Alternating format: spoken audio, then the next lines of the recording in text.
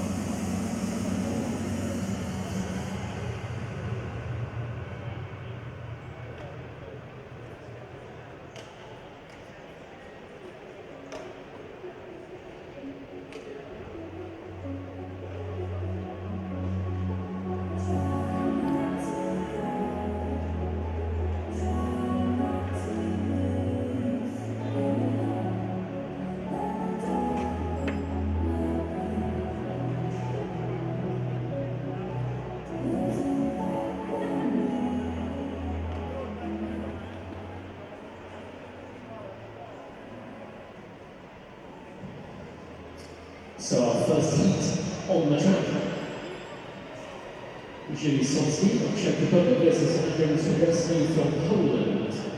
It's Sonsky in the home straight and Duble in the back straight.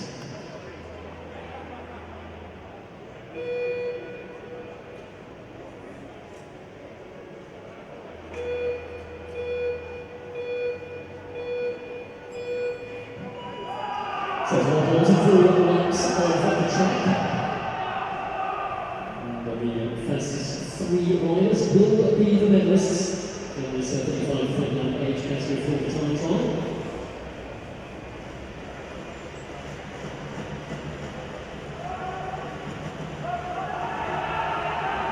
So the rider from Poland, Soulaine, has made a fast start here. Small laps of all of the effort out of course not the road. We just made the last time trial and so one of the ribbon events of track cycling circuit and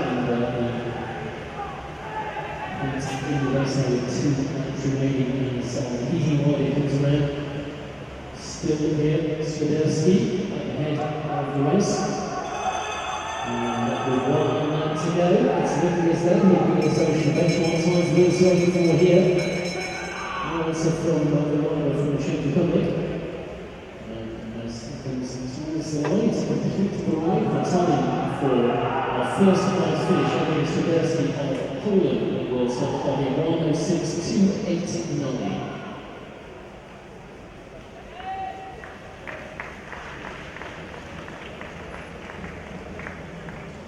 Time recorded by Julie Sonsky from the Czech Republic, 1:15.141.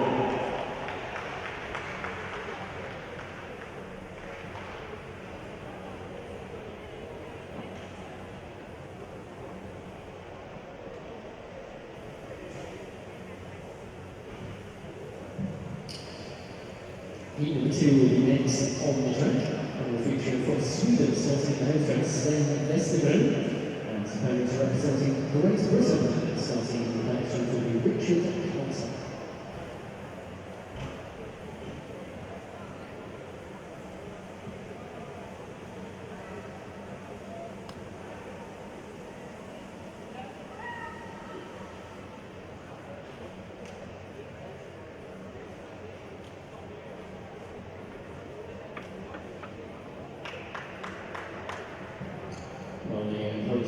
Didn't want to see it for that time. So by Arnaud Duble. It starts the championships in the Polish squad. So next to Wiles on the track side. From the side of the 9 metres in total.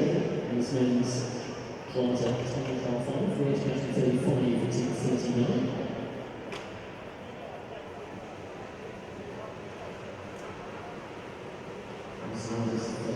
Second, 11-second countdown to get underway.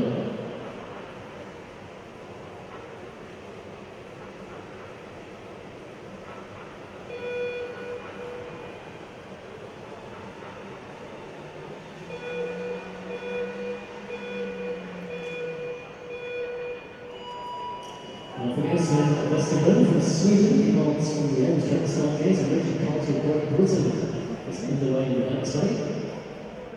Times being 1:62.89, posted by Geoffroy, Poland in the first heat.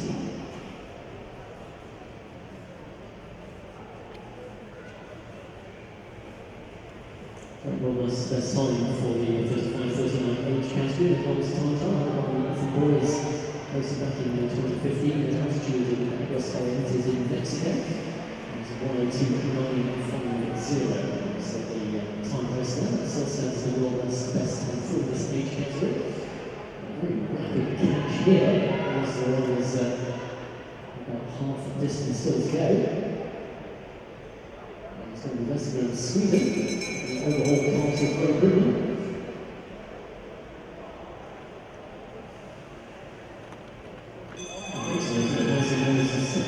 Sixth room, so I think it's also keeping a careful eye on this. So most of them, it's coming towards completion of the ride. And we'll do so in 1:12.894. Next stop for Richard Carter Broken, 1:28.47 for Carter.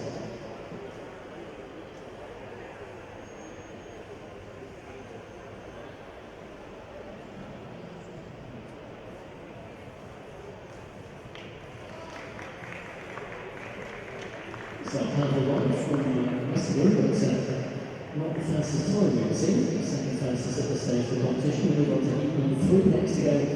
Next, Geoffroy of Russia versus Mark Pajak of Australia.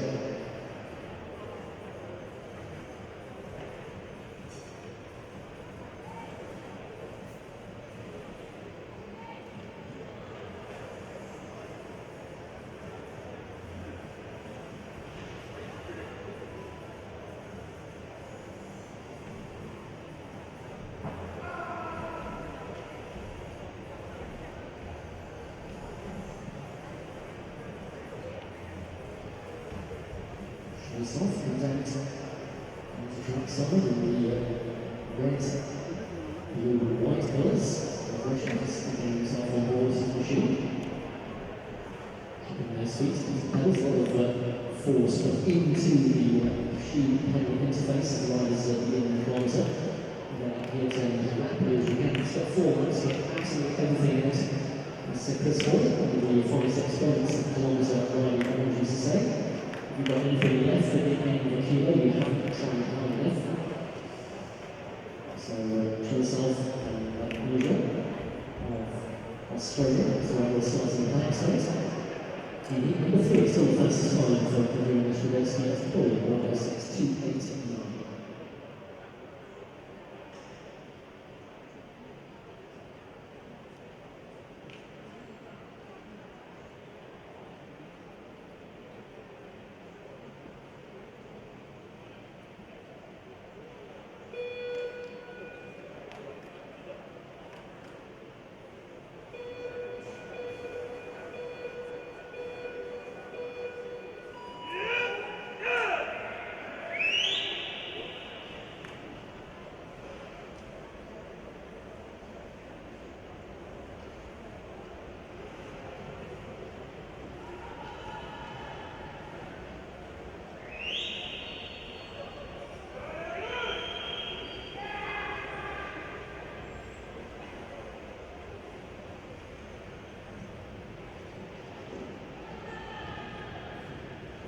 So heading towards the final moments of this third heat. And Chelsea comfortably ahead here, and also recording fastest time with just a way to go. Right here from the Russian rider, gets the goal. Time to beat 106.289. It's going to be very close. Just lost a little bit of momentum in that closing lap. In fact, the collision of Austria has gone ahead here. And we're finishing second spot, 106.932 for Mark Collision of Australia. And the time for Alexei Chilsov of the Russian Federation is 107.888.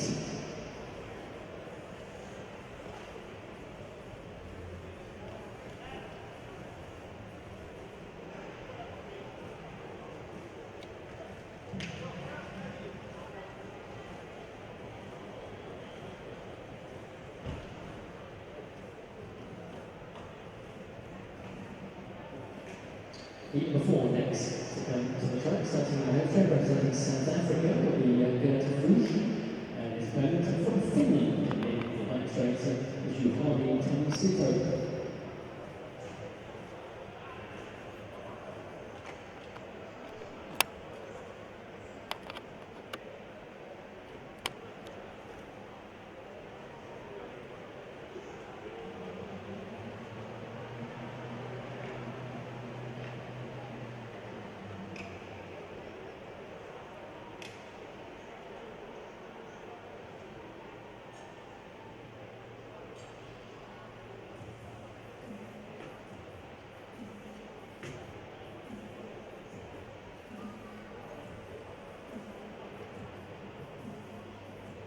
So both riders are ready to start. Fusion home straight, and Twister in the back straight.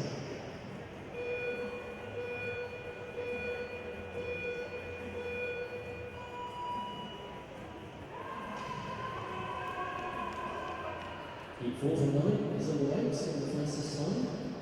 Held by Arnaud Duble for Heat 1, 1:16.89, Angel very close to Australia, 1:69.32, that is second. And currently lying in third place, Alexei Chernysov of Russia in 1:07.888. Remember, the fastest 3 riders at the end of these 9 heats will be very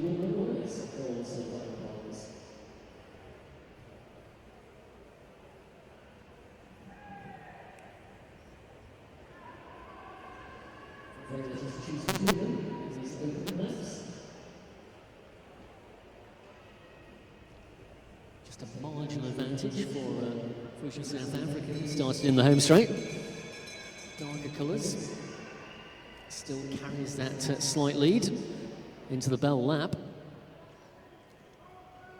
Can Tomisto of Finland fight back? It's going to be Fuchs, I think, from South Africa, who will take that. 1:06.364, second fastest time in competition so far for Fuchs of South Africa. And the time recorded by Juhani Tomisto of Finland is 1:07.731.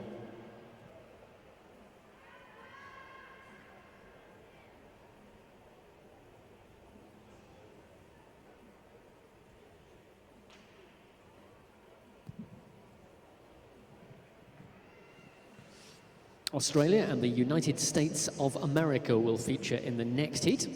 Starting in the home straight, wearing race number 149, and representing Australia will be Jonathan Millington. And his opponent in the back straight for the United States of America, number 150, is Thomas Mundrian.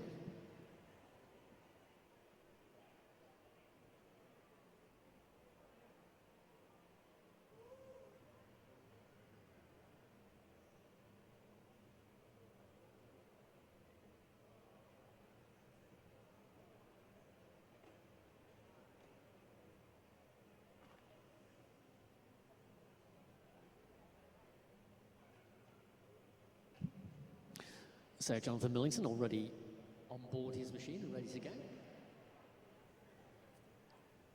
Thomas Mundarian just making some final adjustments in the back straight.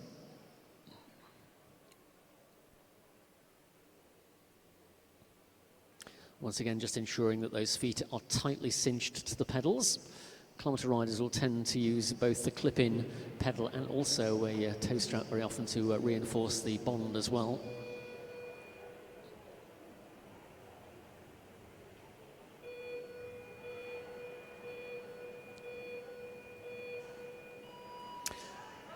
So away we go. Any rider who hopes to be in a chance of a medal has to go faster than 1:06.932. That's the third fastest time at the moment. Mark Kalija from Australia. See what these two can do. Completion of the opening lap, and it is Mundarian who's ahead. Just a small margin of advantage for the rider who started in the back straight, now beginning to broaden that advantage. As Millington gets into his rhythm as well. It's Mundarian making very short work of the laps at the moment, currently sitting in second fastest time. Now he moves into the fastest time. So this will be the first significant challenge to Adrian Swiderski's lead that stood since heat number 1. 1 lap to go. Thomas Mundarian of the United States of America just fading a little on that lap, down to third place now. Can he regain some of that momentum in the last lap? Well, he's slipping further behind, paying the price once again for a fast start. And Mundarian, who at one point was the fastest rider we've seen thus far, now slipping a little down the classification. There's still a considerable number of riders yet to go. So he'll finish in a time of 1:05.821, and the time for Jonathan Millington from Australia, 1:06.829.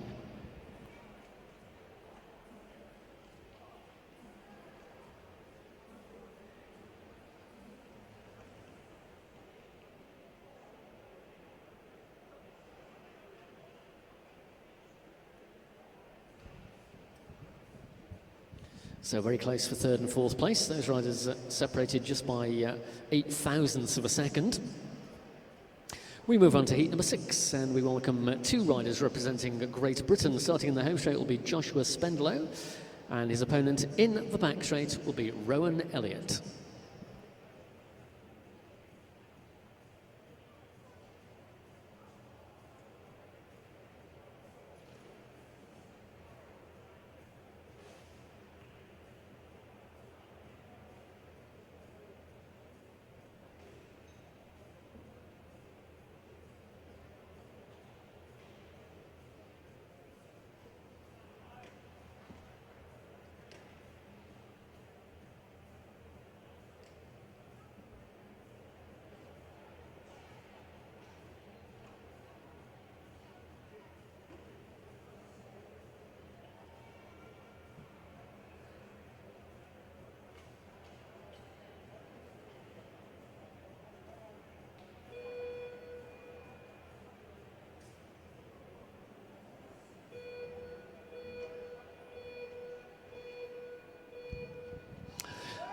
So the next heat gets underway, this all-British battle between Joshua Spendlow and Rowan Elliott.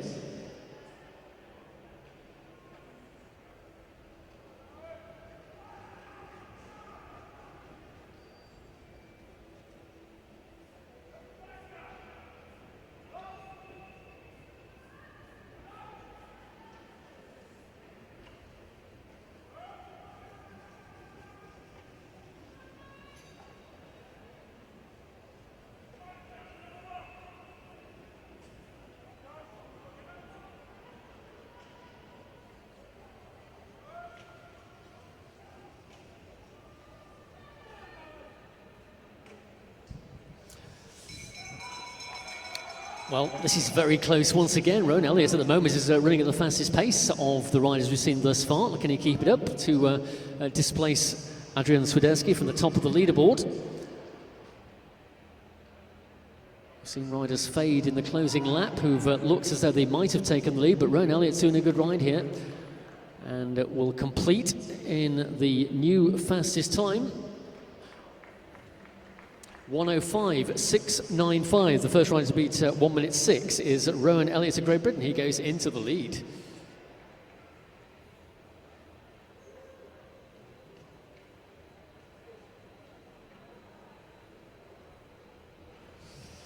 Time for Joshua Spendler, 1:07.038, seventh fastest time in competition so far. We've got 3 heats still to go. Next to go in heat number 7, representing France and starting in the home straight, will be Arnaud Duble, and his opponent in the back straight, representing Great Britain, Scott Burns.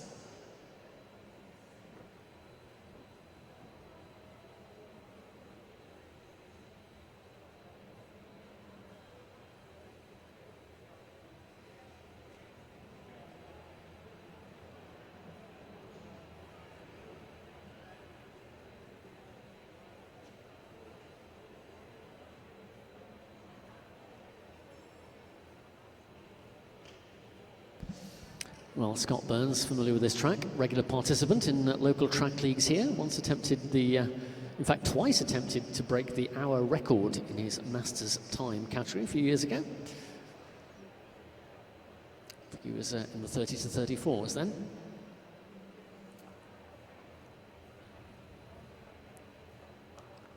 So both riders ready, and heat number 7 will shortly be underway.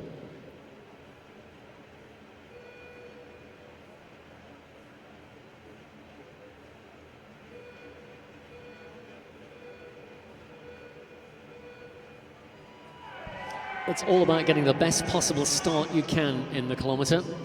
As I mentioned earlier, you can't waste any effort at all. And getting cleanly away from the line, getting the gear turning, then settling into your kilometre position, using the outstretched hands on the handlebar extensions. And it's Duble who made the better start of the two there. Can Scott Burns fight back here? Duble currently running in second fastest position as we come round to the halfway point. Still Duble ahead of Burns. Burns with a long way to come back here, saving his efforts for the second half of this kilometre. Rowan Elliott, the new leader, still sitting at the top of the table. Can either of these riders challenge that? Duble is closest with a lap to go. Arnaud Duble is heading towards completion of his ride. And he comes to the home straight this time. Scott Burns beginning to fight back as he left it too late. Here comes Duble into the finishing straight. French rider versus Great Britain. That was very close on the line, and Scott Burns just turned the tables in that final lap. Well, he really did pick up the pace in that final 250-metre effort, and Scott Burns second fastest in 1:05.791, and Arnaud Duble is third fastest in 1:05.910.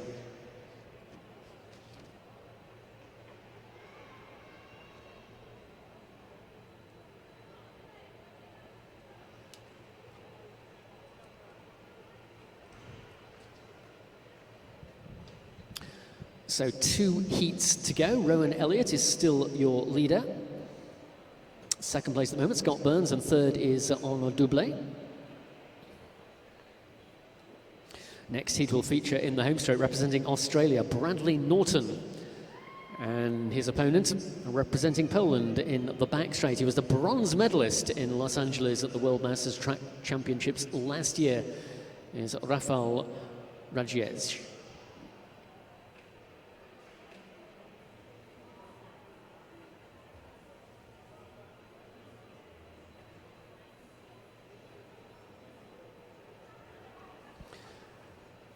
So to get a medal now, you need to beat 1:05.791.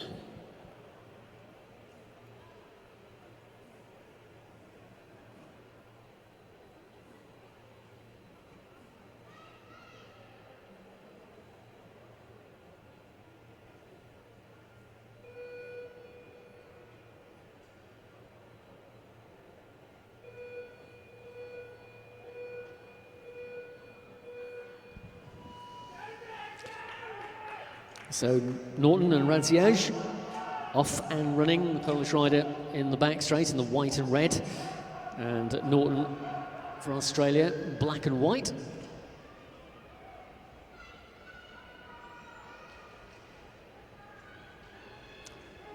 Both riders settle into their aerodynamic positions. Not much in it, but Norton just ahead, and he's just ahead in the fastest time at that point. Halfway marker now, still advantage Norton. Last year's bronze medalist, Radziej of Poland, has got to try and lift it here. Norton's through the line with a lap to go, still fastest 48.895, and Radziej in 49 as well as he went through the line. Norton still with his nose ahead as he comes towards the line here. It is going to be a new fastest time for Bradley Norton, 1:03.992.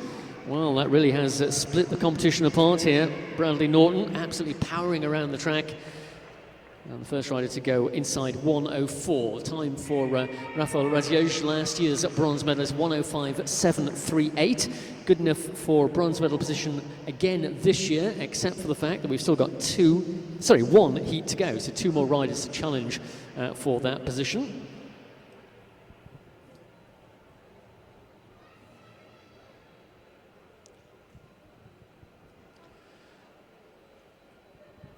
Well, that new time of Bradley Norton really has thrown down the gauntlet to the final two riders to come to the track. It was only just shy of the 1:03 marker, 1:03.994. So the final heat, heat number 9, will be Kieran Leahy of the United States of America will start in the home straight, and Cameron McLeod of Canada will start in the back straight. The 9th and final heat in the men's 35 to 39 time trial final.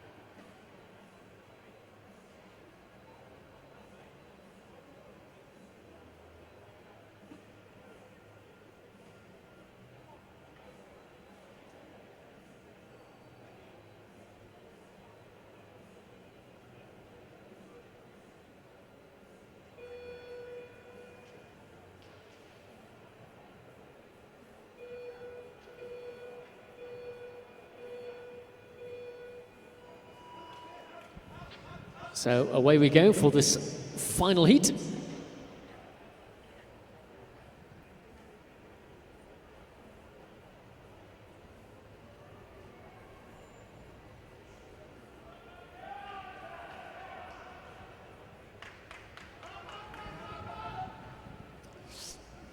So the final challenge for the medals here, Leahy versus McLeod.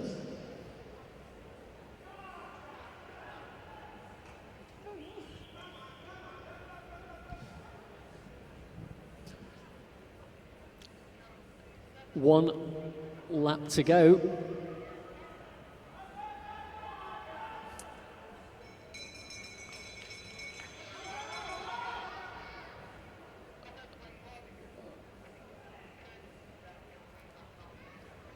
Cameron McLeod ahead here, second place, 59.379 with a lap to go.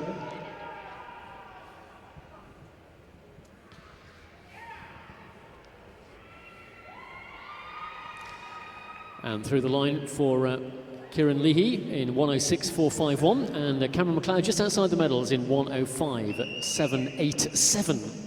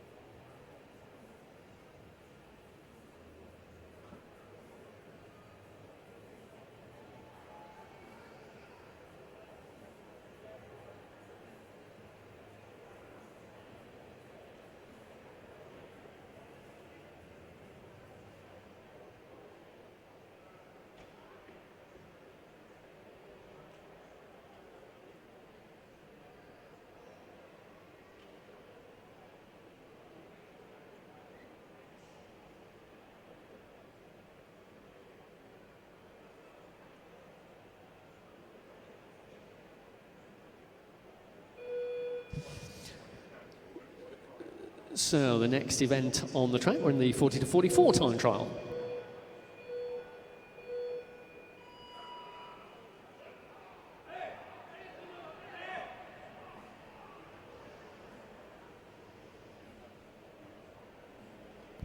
So this is Bruno Tanjon of France, first rider away.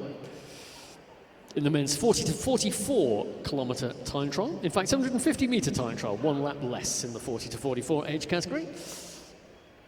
So 3 laps of the track.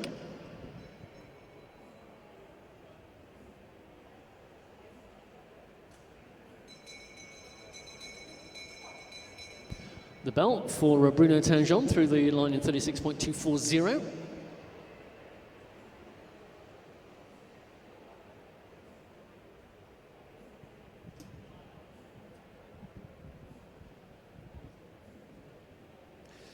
And stops the clock in a time of 52.522.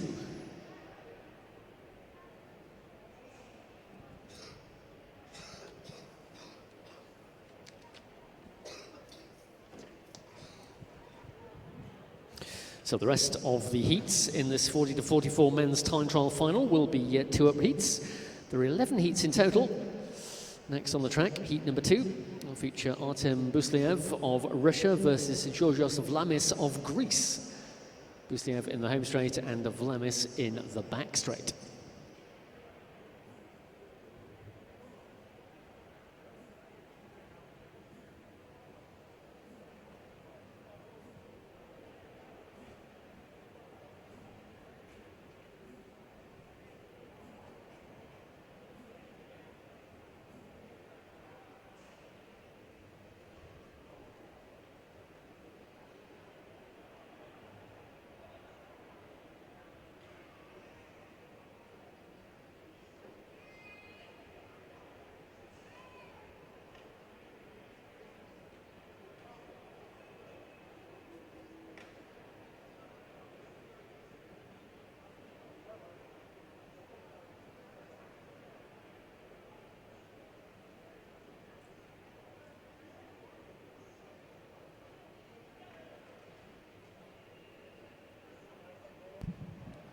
So almost ready to go with heat 2. World Masters best time for this age category, 47.758, set by Ethan Boys last year in competition in Aguascalientes. Again, a record set at altitude, unlikely to be challenged this evening, but you never know. It's just quite warm here in Manchester, but the air is a little thicker than at altitude in Mexico.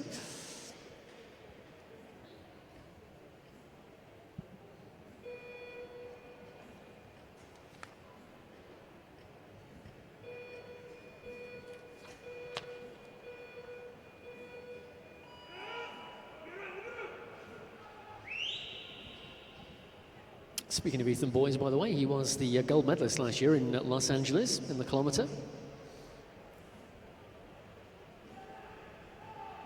Not here to defend his title this year. But the silver and bronze medalists from last year certainly are. They're coming up later in the starting order.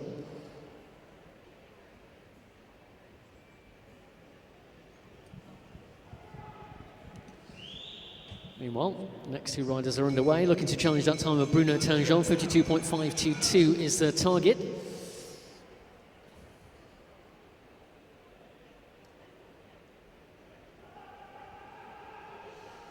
Pretty evenly matched, just in favour of the rider from Russia in the home straight, Artem Busliev. Can Georgios Vlamis hit back for Greece? No is the answer. So the time for Busliev is 55.218.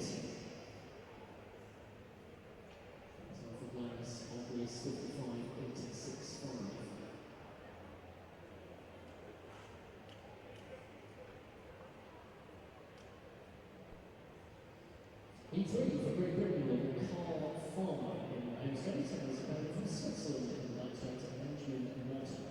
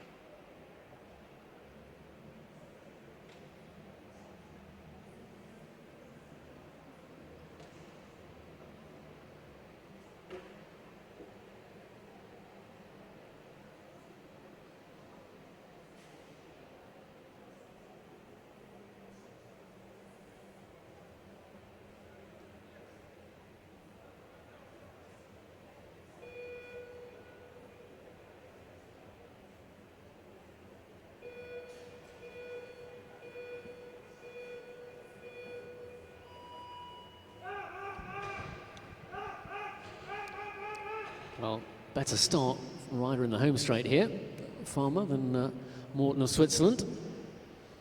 See Morton very early to settle into his saddle, and the difference clear to see here. Farmer already into the home straight and crossing his starting line. Some distance away is Morton, as I reflected earlier. A poor start can cost you dearly in a short time trial, and only 3 laps of the track here, so no way back for Benjamin Morton against Carl Farmer.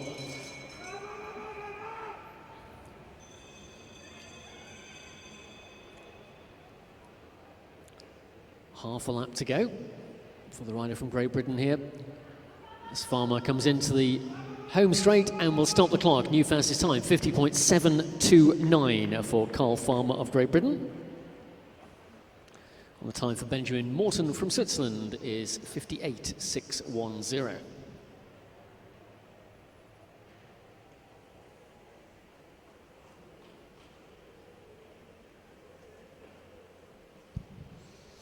Heat number 4 is an all South African battle. The 2 riders will be taking the start. In the home straight will be Dirk van Zyl and his opponent in the back straight, Jacques van Staten.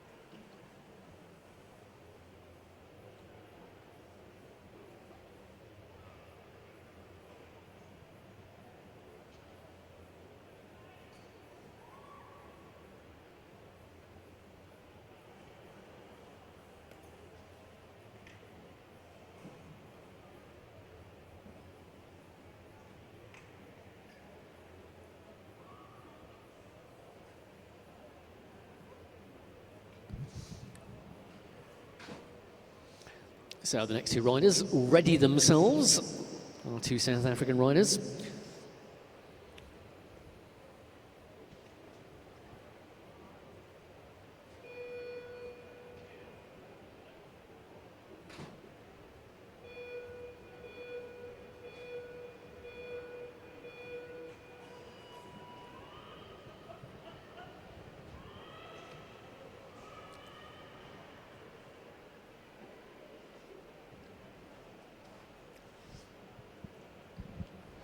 Once again, a much better start from the rider in the home straight. This time it's Dirk van Zyl, who is off at a rapid rate of knots by comparison with his opponent in the back straight.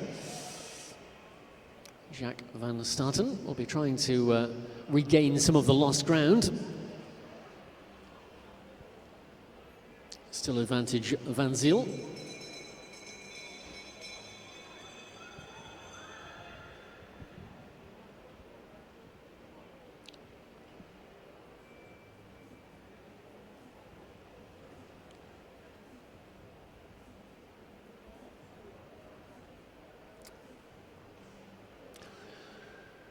And at the end of that one, Dirk van Zyl with a time of 55.194, good enough for 3rd place at this stage of the competition. And the time for Jacques van Staten is 56.810.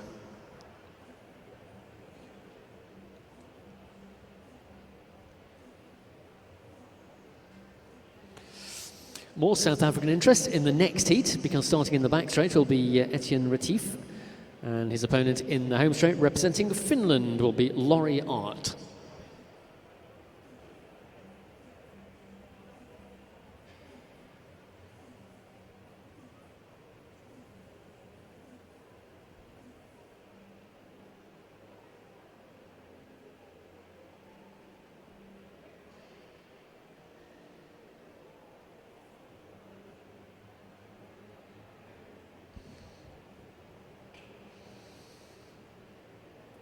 So Carl Farmer still sitting at the top of the leaderboard by a significant margin, 50.729, the time he recorded. His nearest challenger thus far, Bruno Tangeon in heat number 1, who posted a 52.522. So almost ready for heat 5. There are 11 heats in total in this 40 to 44 men's time trial. Just a note for you that the victory ceremonies for the time trial events that are currently underway and the one we just completed will take place in competition order, which is contrary to that listed in the programme.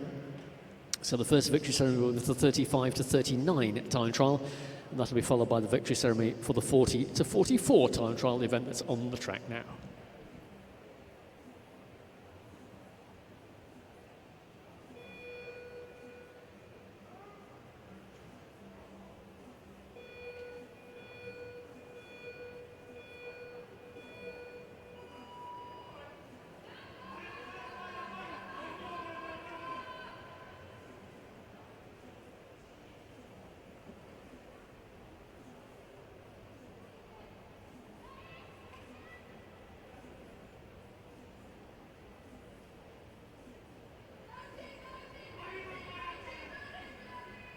Certainly a rapid start, first half lap for Laurie Art of Finland.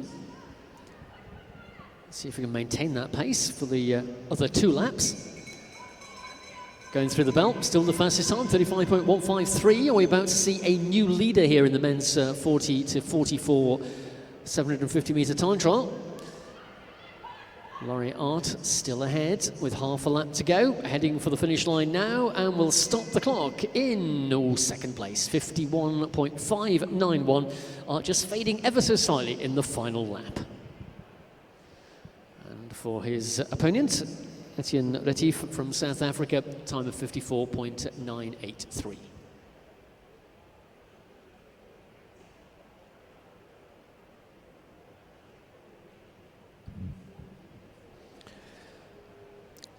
So that puts Laurie Art into second place at the moment. Still only he and Carl Farmer have gone faster than 52 seconds. Still lying third is Bruno Tanjon with 52.522. Next to come to the start line and starting in the home straight, representing the Netherlands, will be Axel Bolland, and his opponent in the back straight from Sweden, Martin Altemark.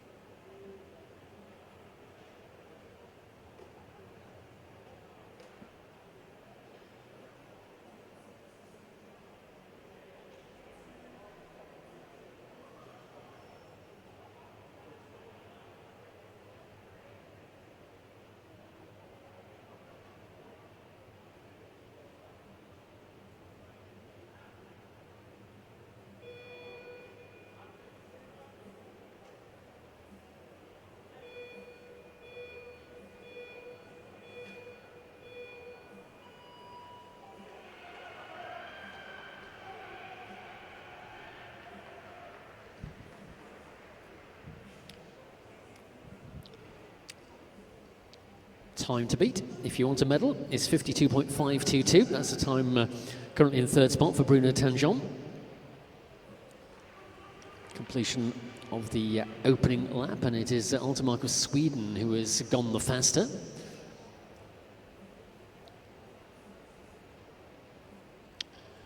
Axel Bolland from the Netherlands. And he's beginning to draw closer to Altemark. Neither rider at the moment challenging for a medal position. Will that change in the final lap? Bolland is now starting to go faster than Altemark. And across the line in fourth fastest time at 53.704 for Axel Bolland. And the time for Martin Altemark for fifth fastest in 54.667.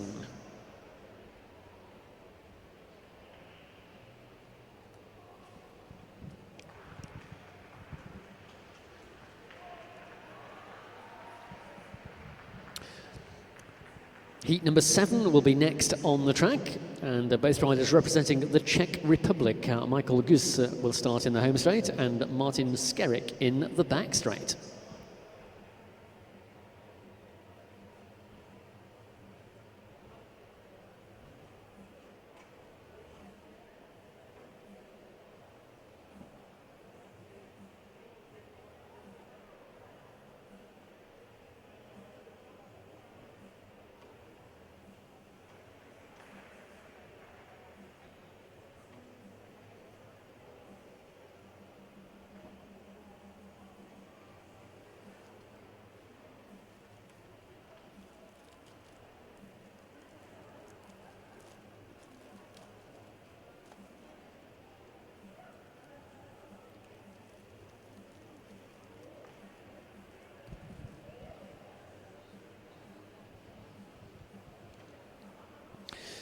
So Martin Skarek in the back straight in the more familiar Czech Republic colours. His opponent in the home straight, Michael Gusse, in the red, yellow and white.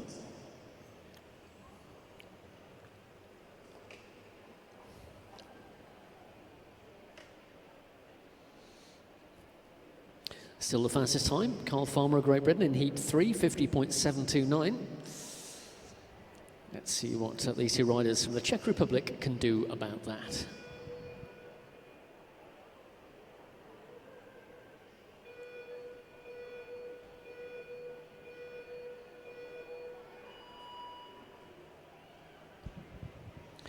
Away we go.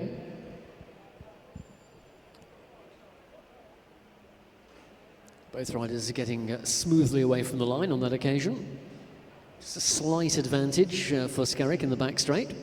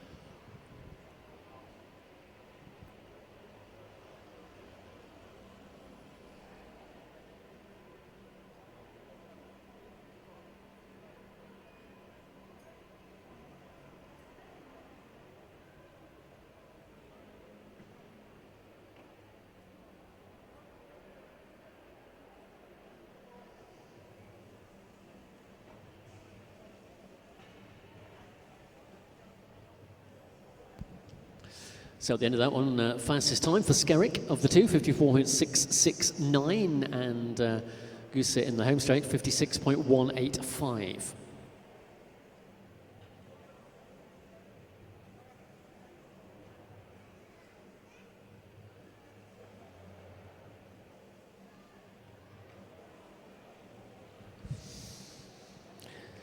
Heat number 8, next to go. Great Britain represented in the home straight by Neil Poulton, number 203, and his opponent from South Africa in the back straight, number 214, is Geert van der Walt.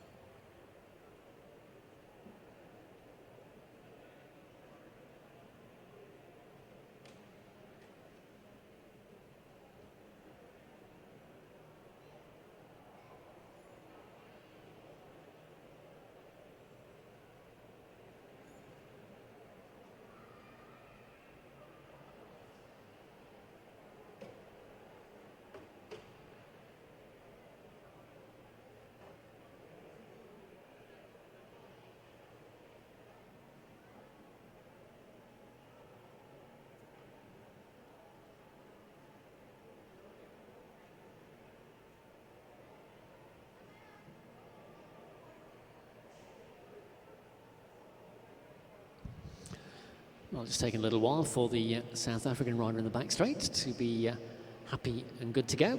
Now settles onto his handlebars, flags are raised aloft, and we are ready for the start of the next heat. This is heat number 8.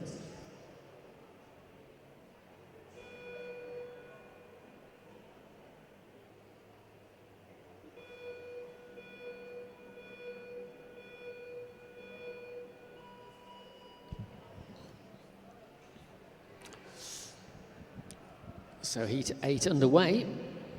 Still no one come close to challenging Carl Farmer's lead, establishing heat number 3. And of these two, Poulton from Great Britain and van der Walt from South Africa, it's the British rider who's made the faster start.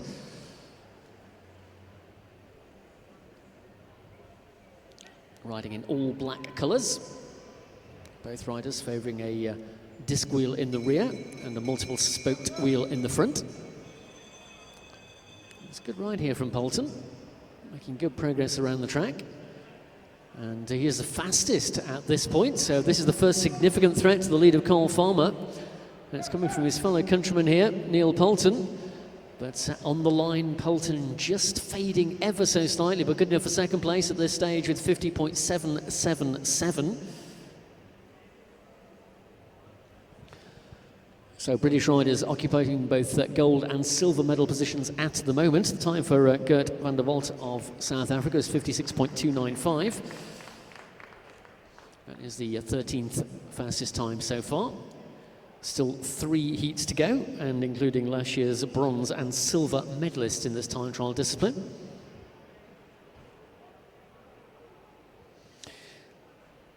Heat 9 is the first heat on the track. Of the remaining 3, it is Ben Neppl of Australia starting in the home straight, and Jasper van Ende of the Netherlands will start in the back straight.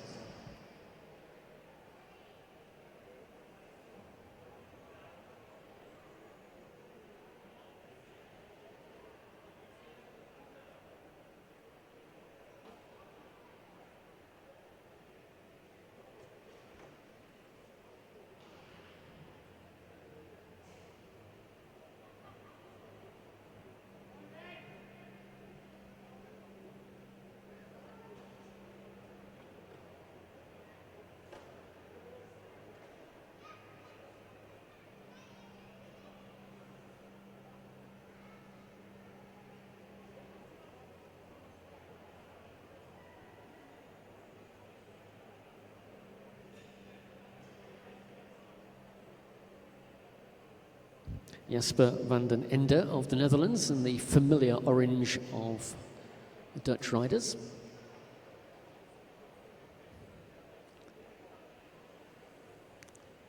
Both riders ready to start.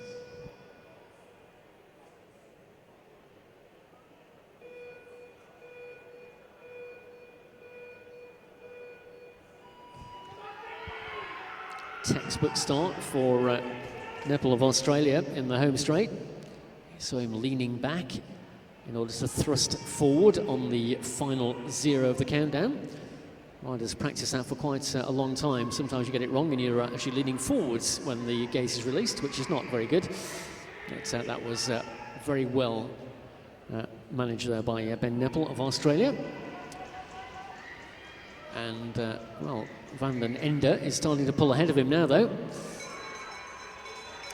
Twin disc wheels of both of these riders for maximum aerodynamic advantage. And Jasper van den Ende of the Netherlands has slipped behind again. So this really is switching from one side to another each lap. And Ben Neppl at the moment is posting the fastest time. So can this displace the Brits from the top of the leaderboard? Yes, it can. New fastest time. Finally, Cole Farmer is displaced from the top of the classification by Ben Neppl from Australia in a time of 50.569.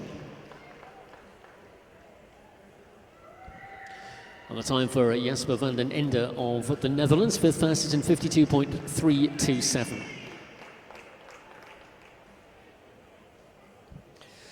So that pushes Cole Farmer down to 2nd and Neil Poulton down to 3rd. Still 2 more heats to go.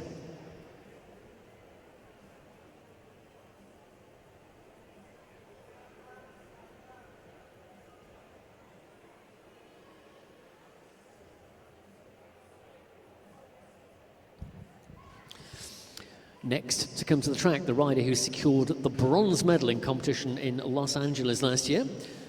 Representing France, next to go in the home straight will be Geoffroy Soulaine. And his opponent in the back straight from the United States of America is Joshua McDonald.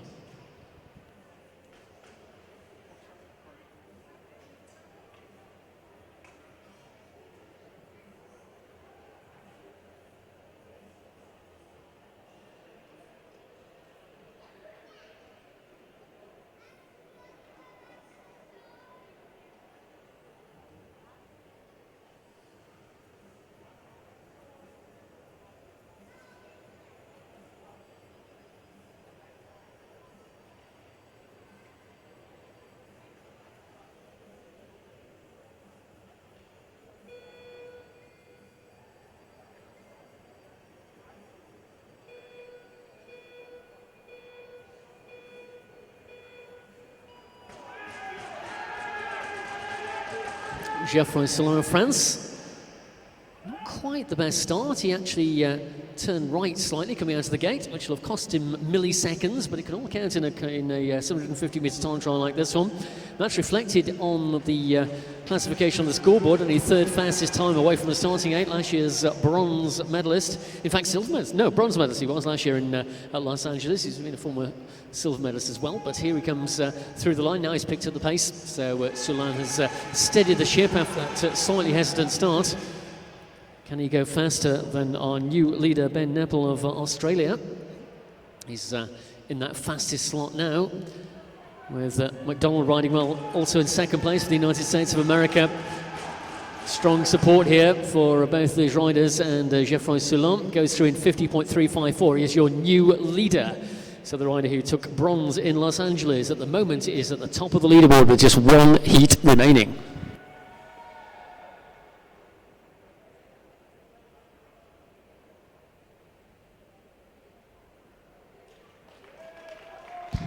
And the time for Joshua McDonald of the States in 51.121.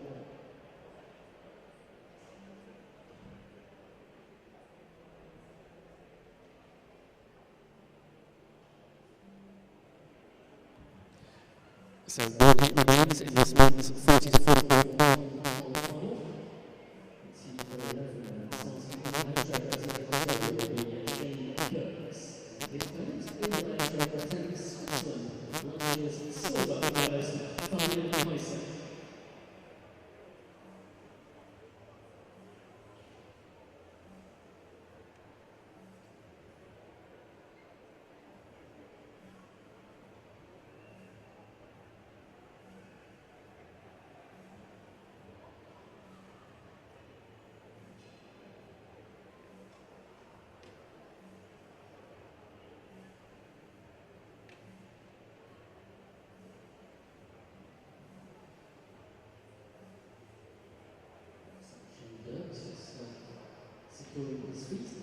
To the pedals. Likewise his opponent in the back straight, Fabian Kaiser. 50.354 is the time to beat from Geoffroy Soulaine.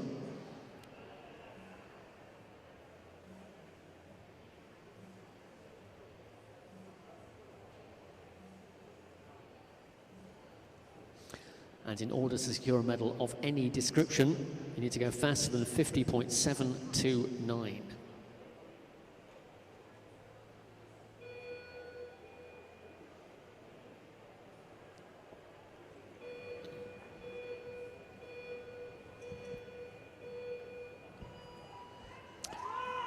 So Dirks and Kaiser underway. As I said, Fabian Kaiser was the silver medalist in Los Angeles last year at the World Masters Track Cycling Championships, but better start made here by Dirks, and he's gone away fastest. Australian powering around the opening lap, now settles onto those handlebar extensions. Kaiser, long way to come back here, only 8th fastest at that checkpoint. Has Dirks gone away too fast? Let's see when he comes to complete his second lap here. Still fastest, 33.300. Kaiser up to 5th place in 35.505. It's all down to the final lap here. Can Shane Dirks make it a gold medal for Australia? Here he comes heading towards the line, and he will stop the clock now in the new fastest time of 48.548. And the only rider to beat the 50-second mark, your gold medal winner and World Masters champion, is Shane Dirks of Australia.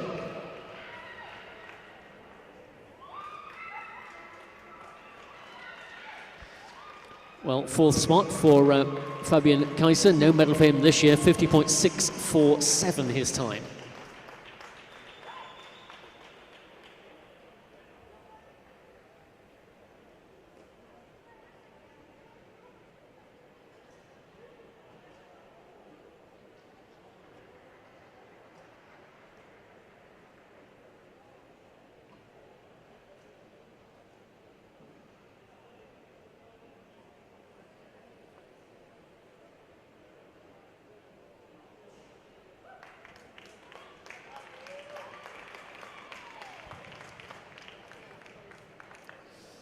Well, applause there for Shane Dirks. Great ride. The only rider to beat not only 50 but 49 seconds, 48.548 for the new gold medalist in the men's 40 to 44 time trial.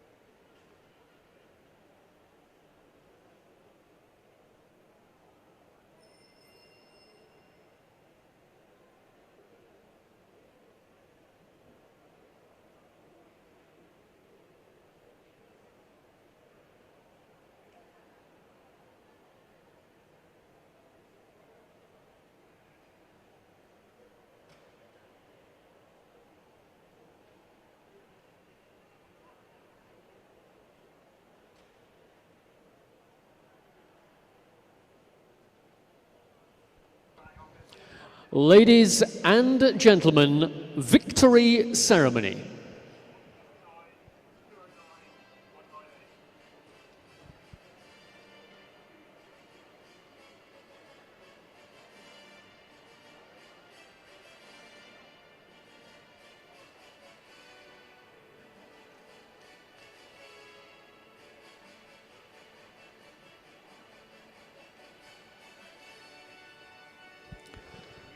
Award ceremony of the UCI Masters Truck Cycling World Championships ends 35 to 39 time trial.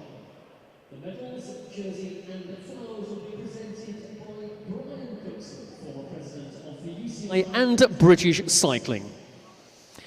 In third place and winner of the bronze medal, representing Poland, Rafał Radziszek.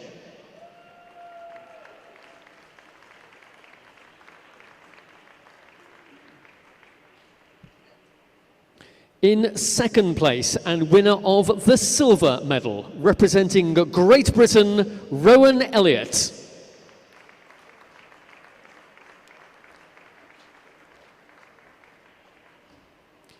In first place, the Masters World Champion and winner of the gold medal, representing Australia, Bradley Norton.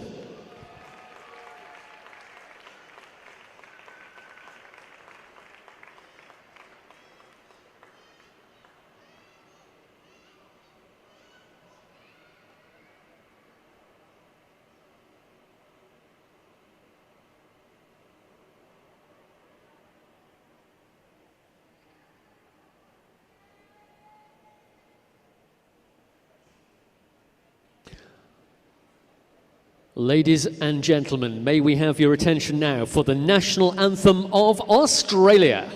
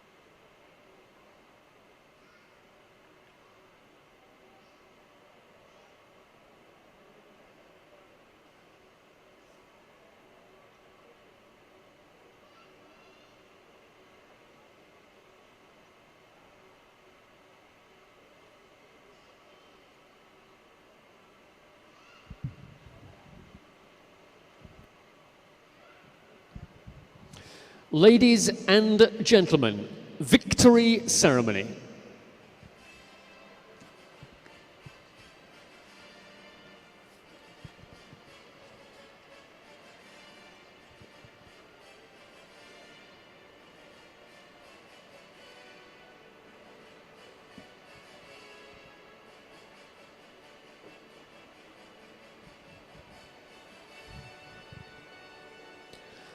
Award ceremony of the UCI Masters Track Cycling World Championships, men's 40 to 44 time trial. The medals, jersey and flowers will be presented by Bob Howden, President of British Cycling. In third place and winner of the bronze medal, representing Australia, Ben Neppl.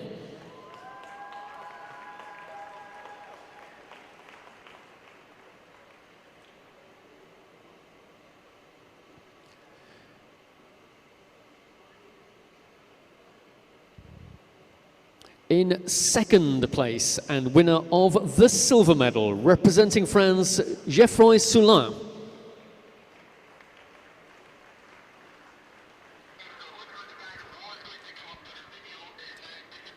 In first place, the Masters World Champion and winner of the gold medal, representing Australia, Shane Dirks.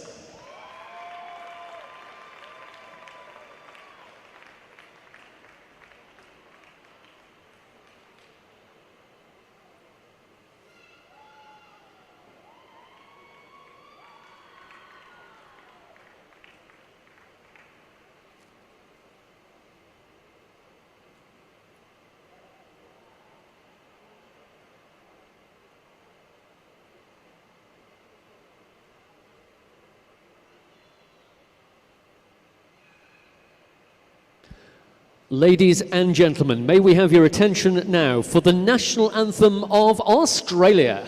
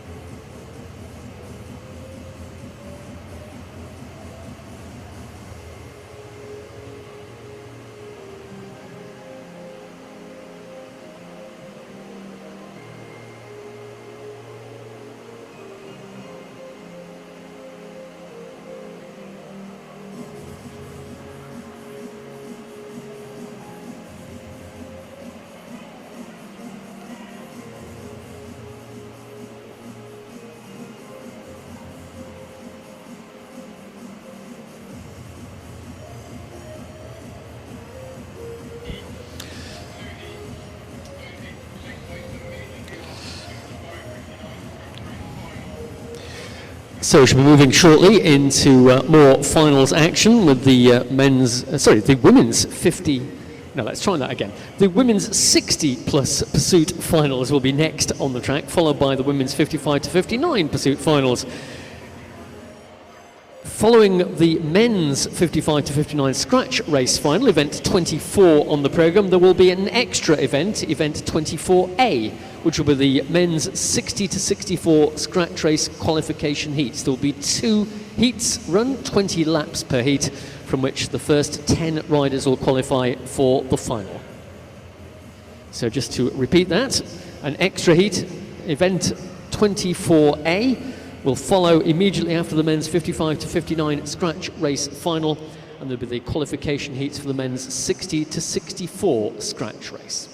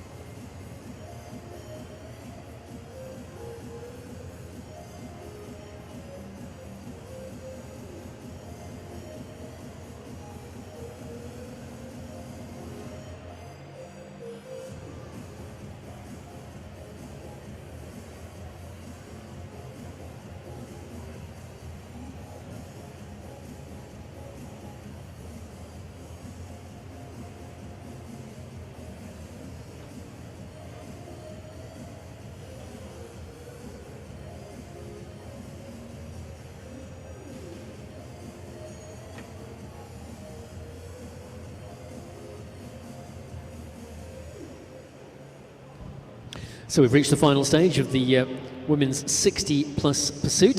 The first final will of course be for the bronze medal. It'll be contested between Barbara Wiles of Great Britain, who will start in the home straight, and her opponent in the back straight will be Paula Fisher.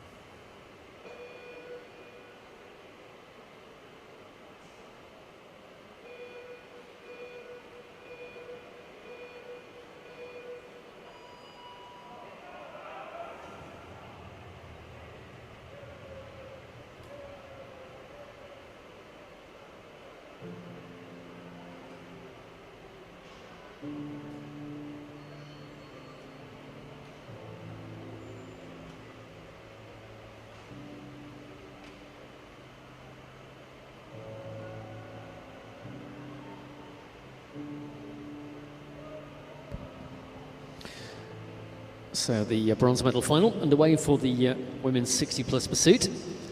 Barbara Wiles clocked 2:51.235 in qualification, and Paula Fisher 2:54.058. So notionally the advantage in favour of Wiles, who started in the home straight here.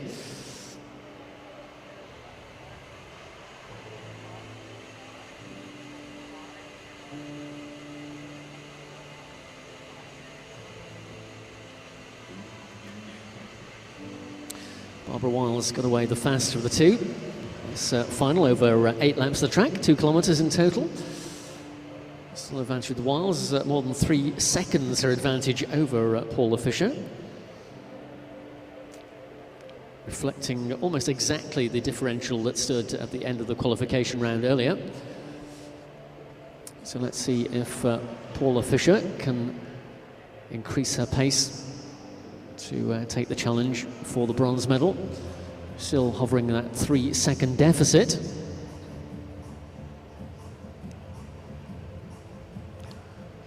Barbara Wiles in the white and black colours into the finishing straight.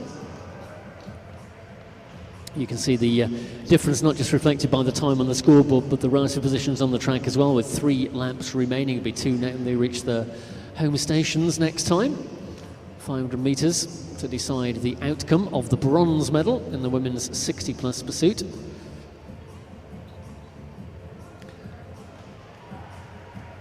And once again, the scoreboard showing the difference, which is now almost 4 seconds in favour of Barbara Wiles. So it's a hard road back here for Paula Fischer if she's going to challenge for the medal.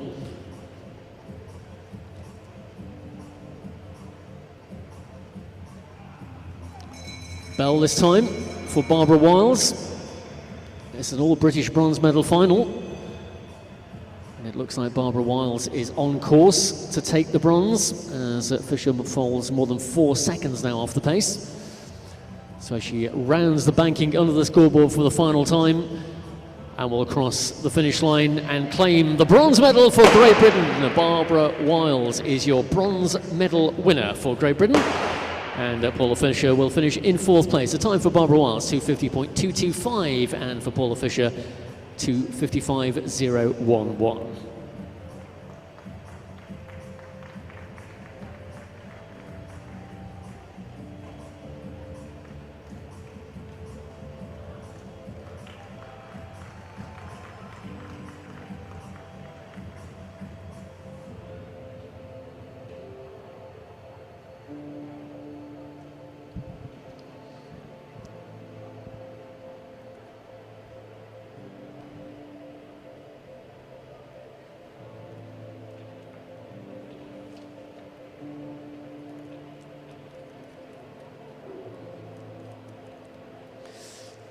So from bronze medal final, we move into the battle for gold and silver. And this is an all-American final.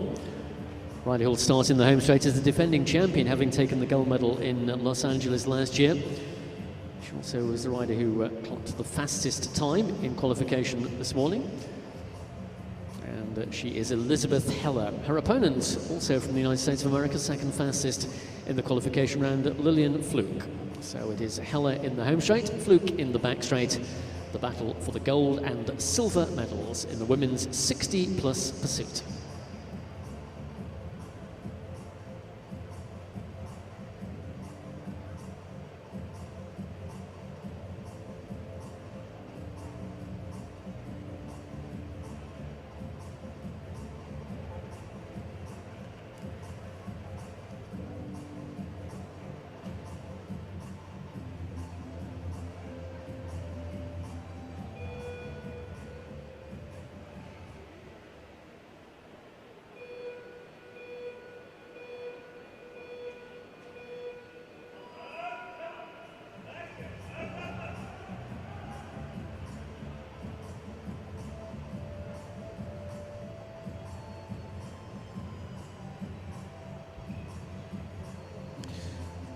Well, there was a considerable difference in the pace of these two riders in the qualification round earlier today. Lillian Pfluke posting a time of 2:47.281, but Elizabeth Heller brought it home in 2:39.919. So on that basis, Heller starts this one very much as the favourite to successfully defend her World Masters title from 12 months ago, where she took the gold medal in Los Angeles.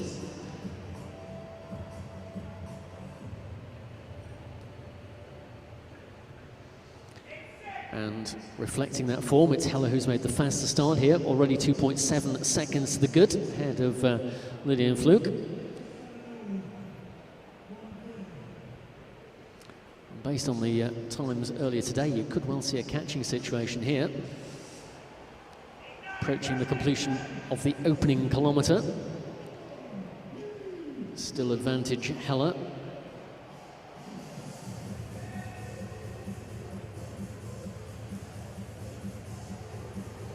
Elizabeth Heller heads for a starting station, 1:21.509. Pfluke has fallen further behind, now more than 5 seconds in arrears. There's still the final kilometre to complete. Well, we're about to see the first successful defence of a World Masters title here at the 2019 Championships. As Elizabeth Heller of the United States of America has got this one in the bag. She can afford not to catch her opponent, in fact, unless she has an ambition to perhaps try and better the World Masters best time. Currently stands at 2:34.954.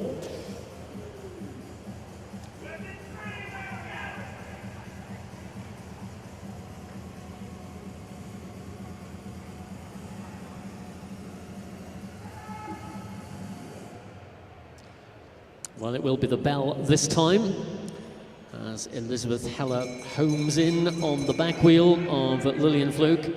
That catch will occur, and Heller will successfully defend her title from 12 months ago, and she is once again the women's 60-plus individual pursuit World Masters gold medalist and world champion.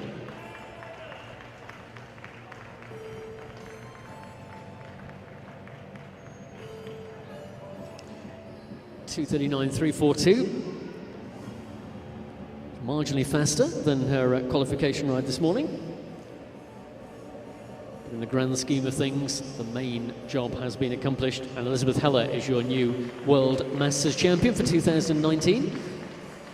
Lillian Pfluke will take the silver medal, her time 2:49.895, and the bronze medal taken by Barbara Wiles of Great Britain in 2:50.225.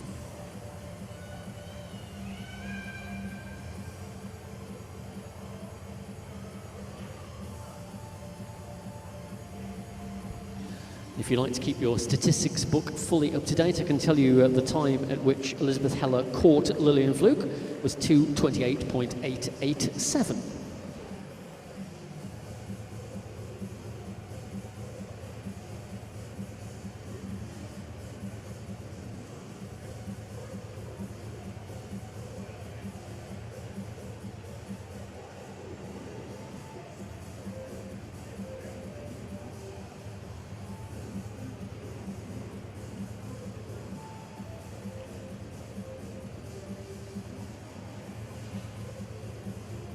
Next up, we have the bronze medal final in the women's 55-59 pursuit. And taking the start in the bronze medal final in the home straight, representing Great Britain, will be Carol Scott, and her opponent, also from Great Britain in the back straight, Lindsay Clark.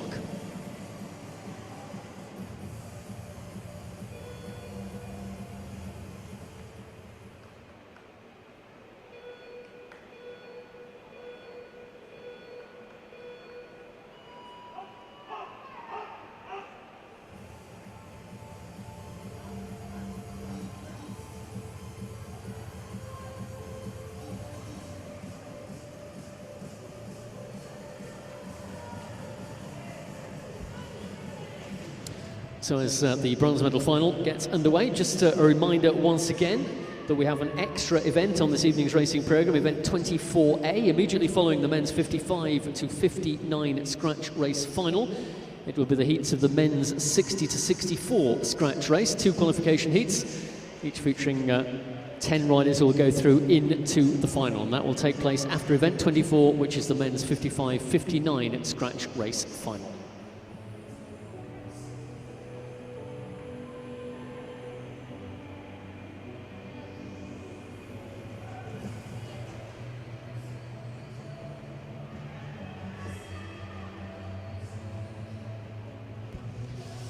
Well, Carol Scott is away the faster of the two here in this bronze medal final.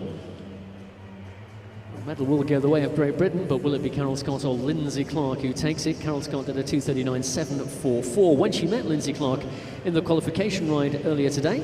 Clark's time 2:41.335, so this is a replay of that qualification final, as incidentally will be the gold medal final as well between Sally McKenna and Yanni Borman. Still Scott with the advantage. We're into the closing kilometre here, 3 laps to go. Clark's deficit, 2.3 seconds behind the pace of Carol Scott.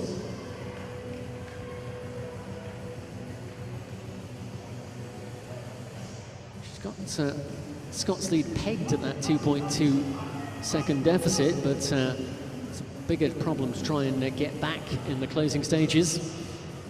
Scott, as we've already seen earlier today, flies a good pace in the pursuit. It's a schedule well dialed in, knows exactly what she needs to do. She beats her opponent by the same kind of gap this morning as well, 2.2 seconds. So this is almost a mirror image of that qualification ride, but this time the reward will be not just a place in the medal final, but the bronze medal, and it is Carol Scott who looks set fair to secure herself a place on the podium. She crosses the line, stops the clock, and takes the bronze medal for Carol Scott of Great Britain in 2:39.493. And the time for her opponent, Lindsay Clark from Great Britain, 2:49.12.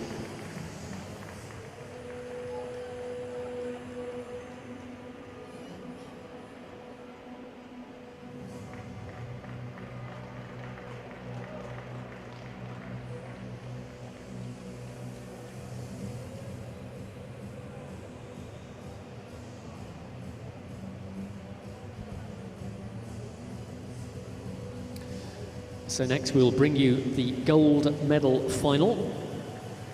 And again, this is a repeat of the qualification ride earlier in the day, in which the rider who will start in the home straight was not only the fastest of the two, she also posted a new World Masters best time, beating the previous record holder we've just seen in the bronze medal, like Carol Scott.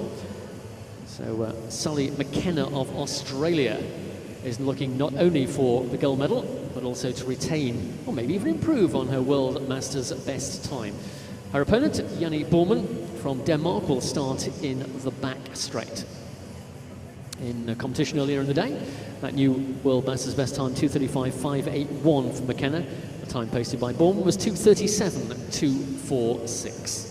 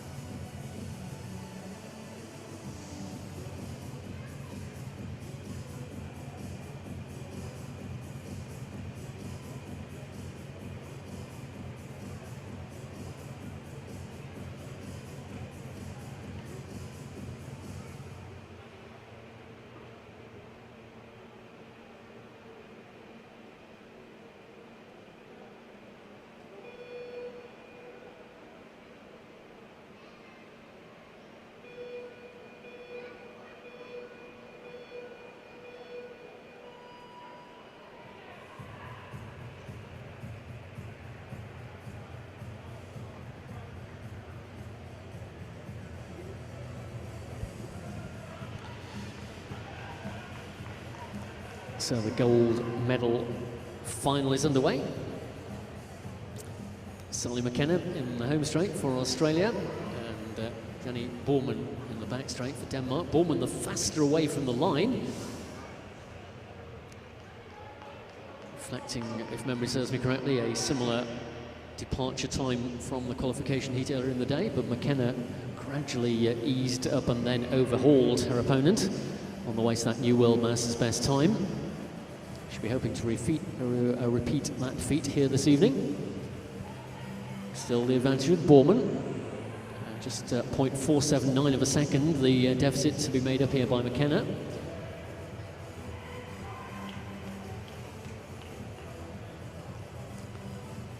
Slipping just a little further off the pace, but we're approaching the completion of the opening kilometre here. And it's the second half of this one, the remaining 4 laps, where the tables might well turn. You see the coach there for Sally McKenna just saying, need to lift it a little bit. It's Borman, well, has she saved her best for later in the day? She's still ahead. McKenna has the gap pegged at half a second.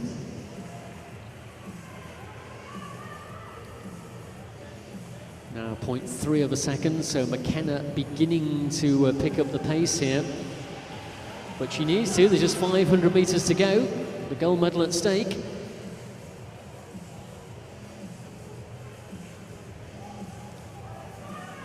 For the first time, I think we will see McKenna go ahead. Yes, she eases ahead now of Borman.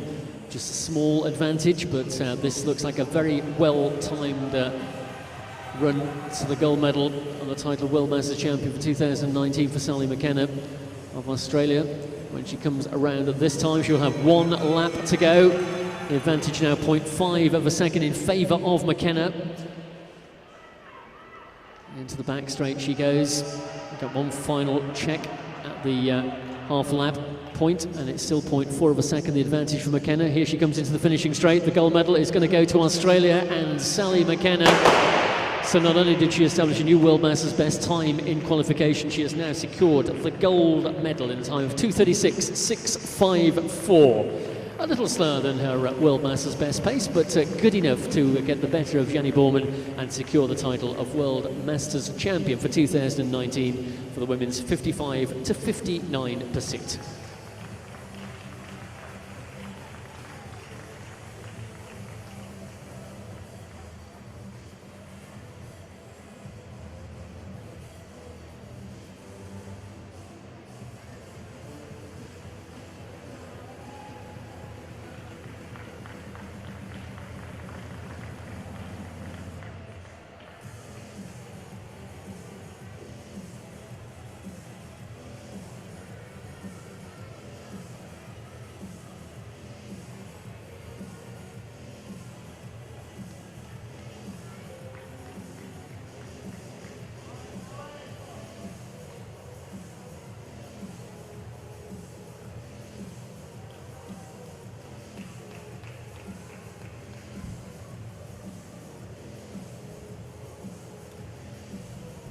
So we move on to the age category 50 to 54 now in the women's individual pursuit finals. Again, the bronze medal final first on track. The riders involved in this one will be Charlene Yarnell of the United States of America, winner of the 50 to 59 category last year when their 2 age categories are combined. So she is technically the gold medalist from last year, albeit over a broader age. But Charlene Yarnell will start in the home straight, and Colleen Rahn of the United States will start in the back straight. So Yarnell's qualification time this morning was 2:35.385, and Rahn 2:36.895.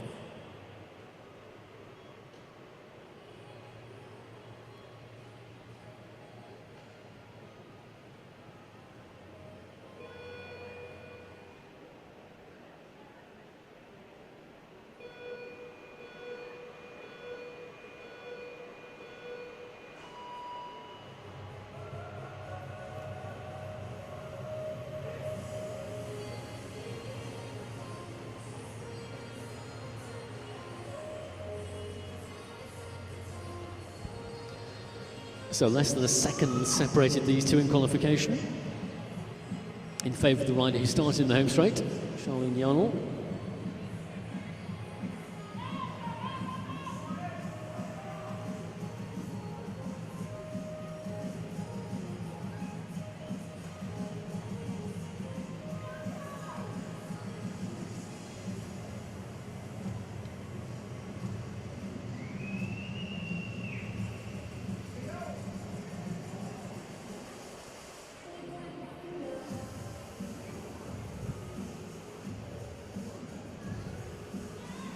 Yarnell ahead at this stage, continuing the momentum.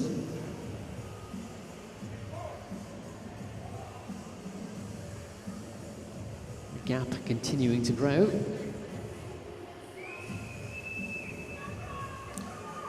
1.317 now the deficit for Rahn. We're into the second kilometre.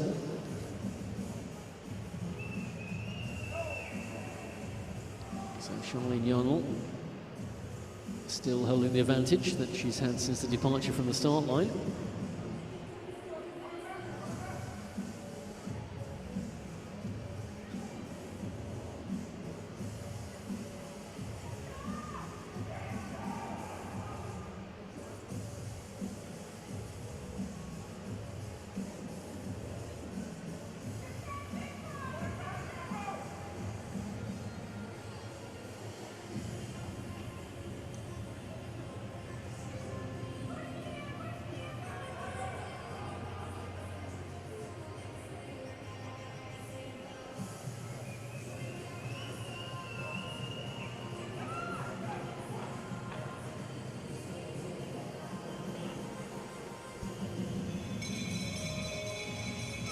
So coming up to the conclusion of this bronze medal final, and Charlene Yarnell looks on course for the bronze medal, and she will carry just a half-second advantage. So can Rowan mount a challenge at the final run to the line? Well, she came close, but not quite close enough. So Charlene Yarnell is your bronze medal winner in the women's 50 to 54 pursuit individual final. 2:38.116 the time for Charlene Yarnell. Time for Colleen Rowan was 2:38.842.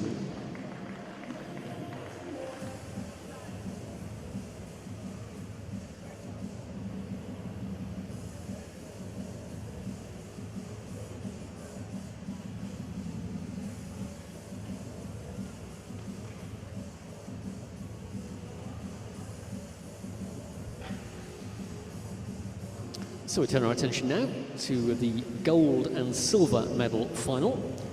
And once again, the qualification round of this competition this morning saw a new World Masters best time established by Jane Payne, in fact beating her own record that had stood since earlier in the year, which she posted at the Newport Velodrome in Wales. Today she went faster here on the boards of the National Cycling Centre in Manchester, and she will therefore start in the home straight as the faster of the two riders to qualify into this gold and silver medal final. So Jane Payne of Great Britain in the home straight. Her opponent, Janet Birkmeyer, also from Great Britain. She will start in the back straight.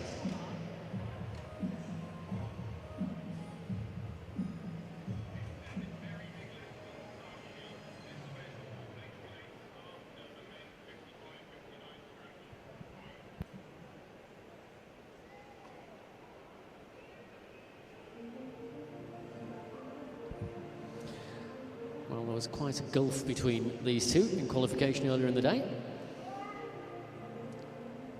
In the order of 4 seconds, the advantage for Jane Payne.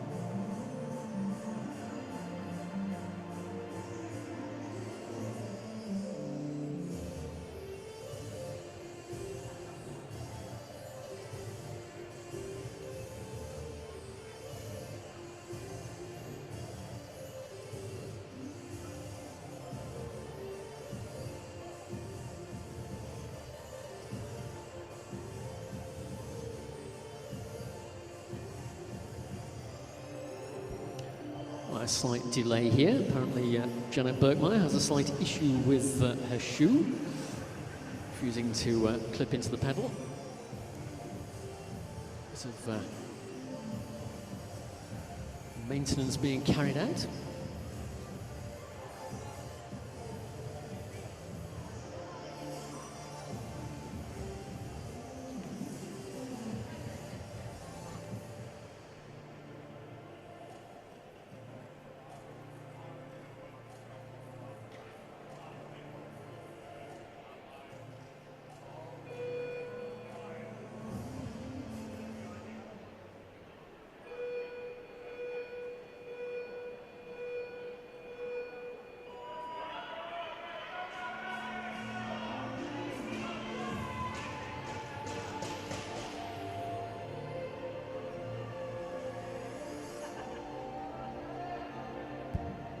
So underway in this gold medal final in the women's 50 to 54 pursuit. Jane Payne in the predominantly black colours here. Janet Birkmeyer in the black with the orange lettering. Can Jane Payne overcome Birkmeyer? Can she set another new World Masters best time? 2:31.111 was her time in qualification this morning. No shortage of support for Jane Payne here in the home straight. I think it's the Jane Payne Supporters Club. They're having a day out here in Manchester, cheering their favourite rider on. Oh, they're waving as well. Excellent. So Janet Birkmeyer still working well in the back straight, but 2.5 seconds already the deficit. Remember, Payne beat Birkmeyer by 4 seconds in qualification earlier in the day, on the way to that World Masters best time. And once again, she's beginning to turn the screw now on Janet Birkmeyer, herself a World Masters champion on numerous occasions. But it looks like she's going to have to give best here to Jane Payne. So Payne into the back straight. The catch is almost upon us here, and Birkmeyer will be caught. So Jane Payne catches Janet Birkmeyer, takes the gold medal and the title of World Masters champion in the age category 50 to 54. Sportingly acknowledged by Janet Birkmeyer. Well, no new World Masters best time because no need to complete the distance. Jane Payne happy with that one. A World Masters best time this morning, a gold medal this evening, and a sporting handshake between the two. And a silver medal, of course, for Janet Birkmeyer.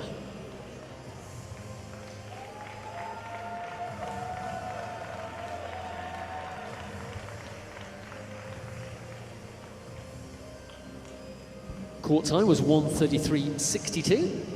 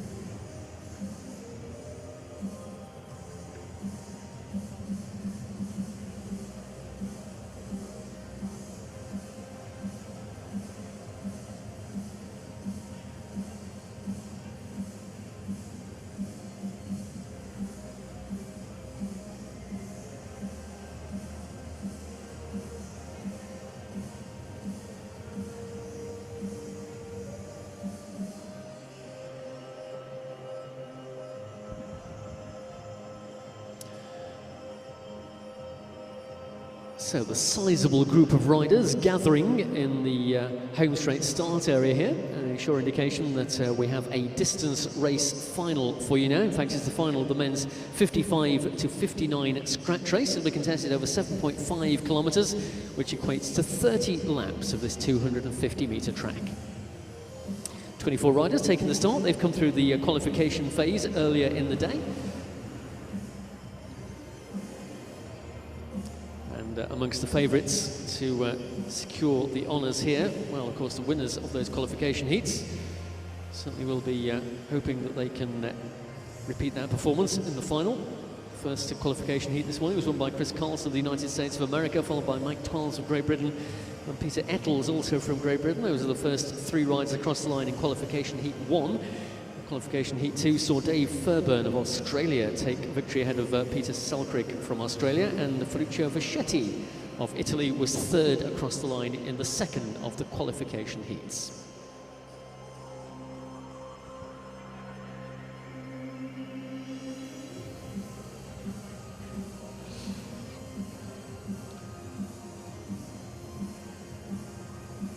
Miguel Droguet is next on the list of riders who rode well in the heats. He was in fact the bronze medalist last year in Los Angeles, and Chris Carlson, who was the winner of heat number 1 this morning, was the silver medalist in Los Angeles last year.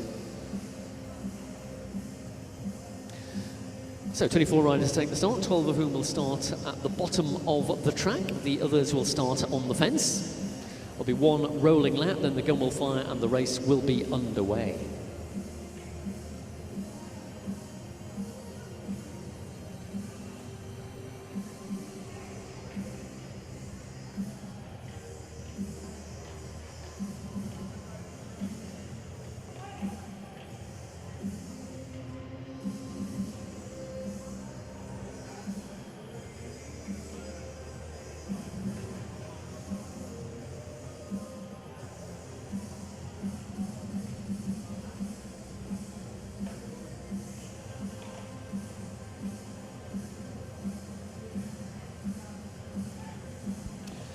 Dave Fairbairn of Australia on the front row at the bottom of the track. And on the front row at the top of the track, Chris Carlson of the United States. As I mentioned, last year's silver medalist in Los Angeles.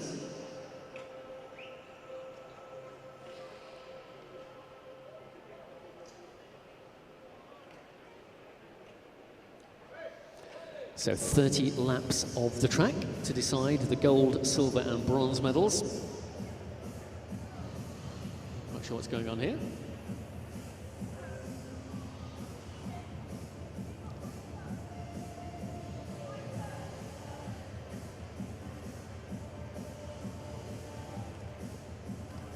Rider departing from the track.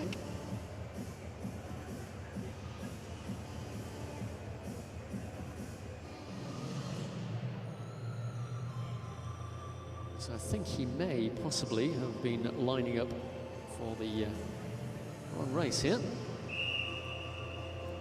So we've extricated the errant starter. Of course, the next race will be the qualification heats for the 60-64 scratch race. I think number 472, Andre Micheli from France, who's just a little bit early for that. So fortunately, extricated before he got involved in the 50-59 final, which will get the gun this time. Will be underway. Chris Carlson leading away, number 384 from the United States of America. Strong British contingent in this race as well.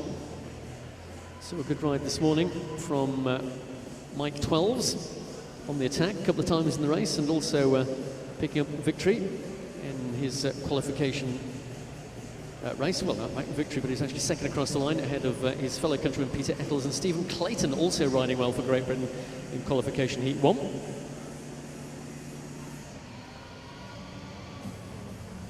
There are 36 nations involved in this 25th running of the UCI World Masters Track Cycling Championships. A record entry, the biggest number of riders we have ever had in the UK for the World Masters. 570 riders on the start list.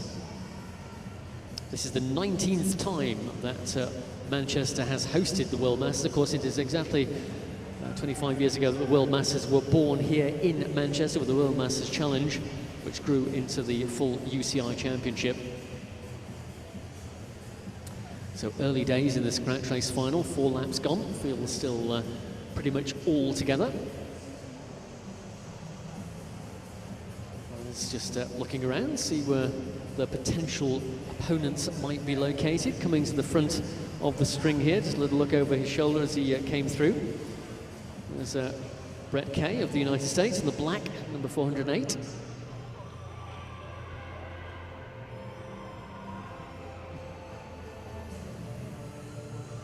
So 10 laps more in the final than there were in the qualification heats earlier today, which contested over 20 laps. So a little bit more time just to feel your way into the race, but the first significant move here developing on the inside of the track. The rider who's making good ground there is Mark Whiffen of Great Britain. Whiffen in the all black rear disc wheel. He's gained an advantage here. Committed himself to this move with 24 laps to go. The main field beginning to stretch out behind now in pursuit of the breakaway rider.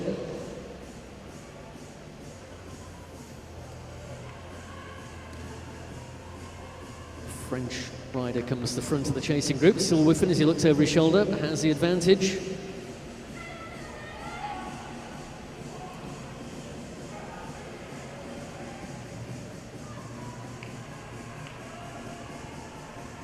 Well, he's being caught by the front of that chasing group.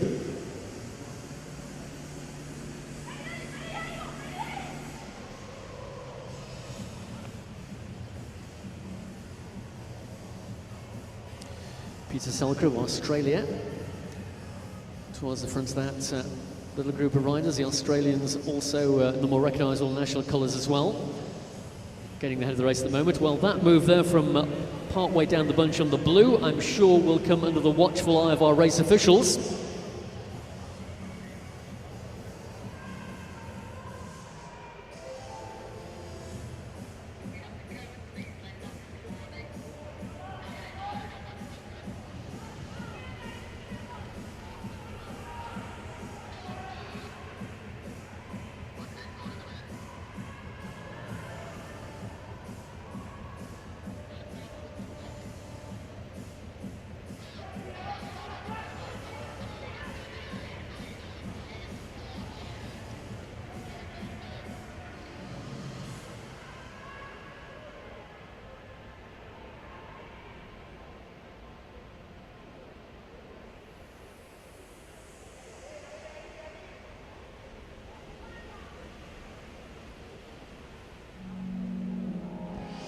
Well, I can tell you, warning has been issued to rider 422, Colin Parkinson of Great Britain. It's an A3 for deliberately riding on the blue band during the race.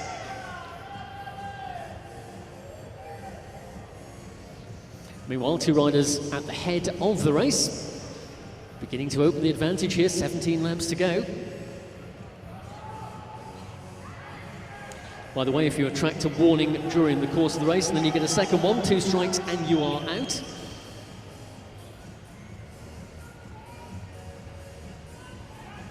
It's Ricardo Pereira of Argentina in the pale blue and yellow colours here. And his fellow breakaway companion, that's number 446.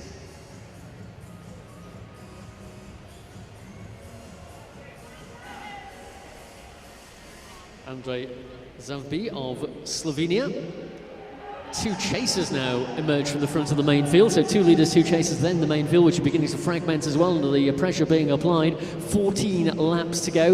Leading the chase in the second group for Australia is Geoffroy Baxter. And France now beginning to pick up the pace in the main field. Still are 2 leading riders here with 13 laps to go.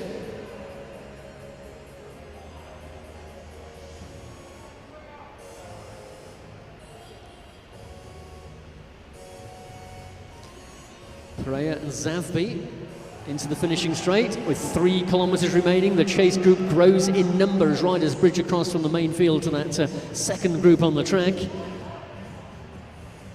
Last year's silver medalist is up there for the United States, Chris Carlson. Tall figure now at the front of that chasing group. Our 2 leading riders into the finishing straight with 11 laps to go. They are beginning to draw closer to the back of the main field. If they gain the lap, they will be the default leaders of the race on the lead lap. And the chasing group about halfway between the main field and the 2 leaders. 10 laps to go for the 2 leading riders. Well, it is Argentina and Slovenia at the head of the race. Pereira of Argentina swinging off the front, allowing his breakaway companion Duble to continue making the pace. 6 riders in the chasing group. Mainfield beginning to close the gap. Switzerland driving the pace in that chase with Beat Rückstuhl of Switzerland. It looks like the chasers here will be caught by the front part of the peloton. 2 leading riders have the first of the dropped riders in their sight with 8 laps remaining. The rider who has been dropped is the rider from Australia here.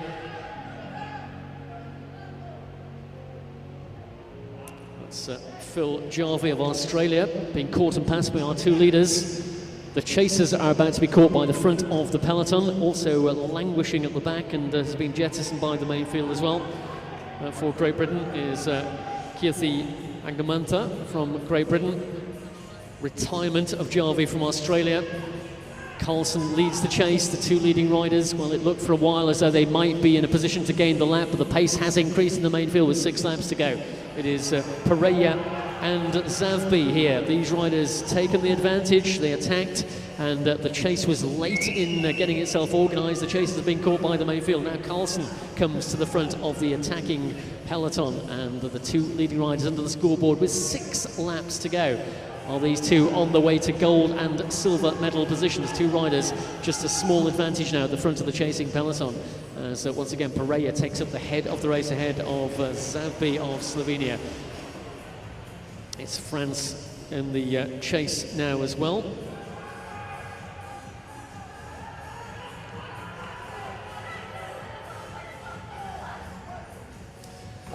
As we come into the finishing straight, well, ahead of those two chasers, trying desperately to get across to our leaders. That's Mike 12s of Great Britain. 12s and Carlson are the chasers. Pereira and Zavbi are the leaders. Can those two get across? 3 laps to go. It's looking more and more likely that these two might just hang on.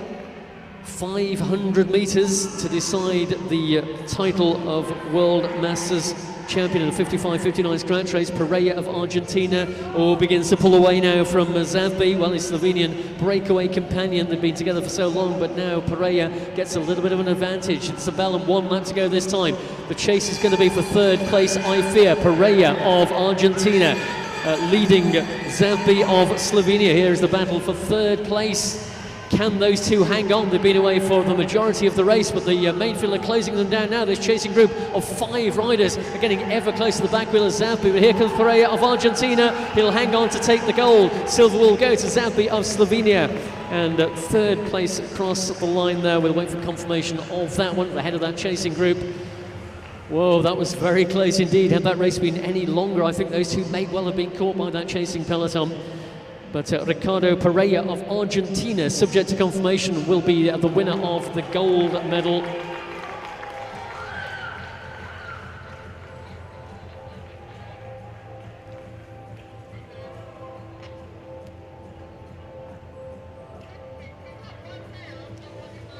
Well, Peter Ettles of Great Britain is confirmed as the bronze medal winner. And there is the full result for you. Ricardo Pereira is your new World Masters champion. Andrej Zavbi of Slovenia is the silver medalist, and Peter Ettles takes the bronze for Great Britain. Chris Carlson of the United States of America, last year's silver medalist, just outside the medals this time.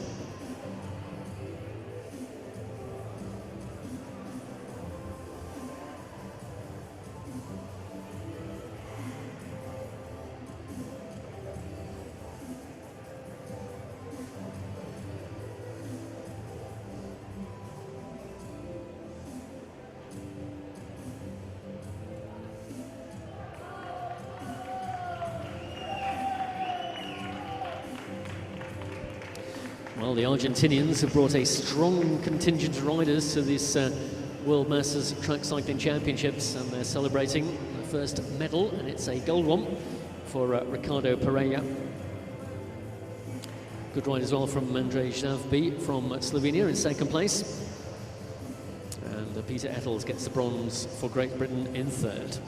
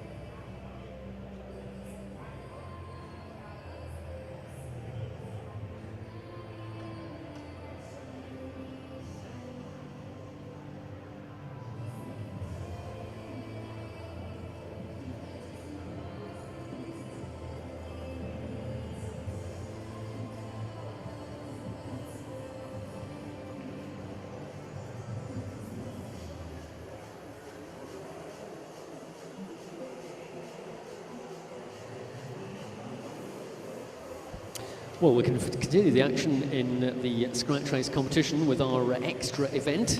Due to the number of entries in the 60 to 64 age category, this necessitates 2 qualification heats to give us our 24 riders for the final.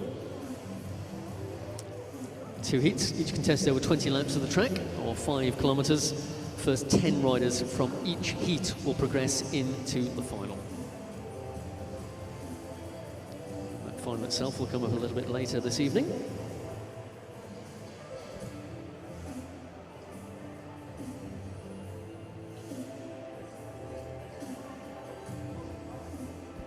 So a reminder for all riders in the 60 to 64 scratch race qualification heats that you need to bring a holder with you to the start if you are starting on the blue band.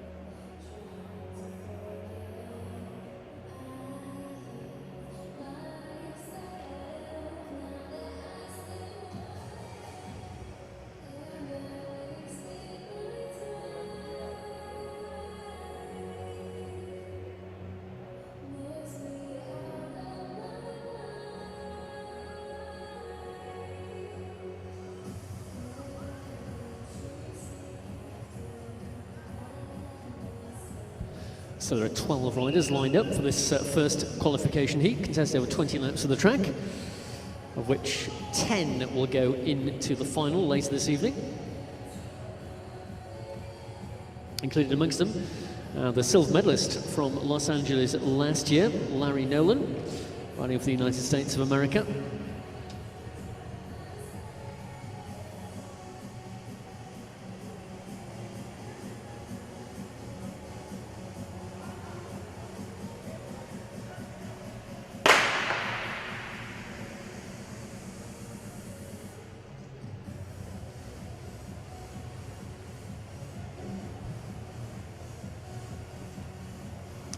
So we're off for 20 laps of the track. We have to lose 2 riders from this first qualification heat.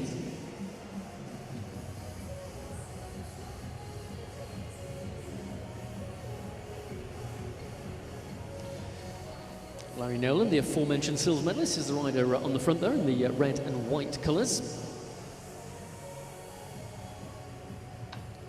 Tightly packed as they head down the back straight.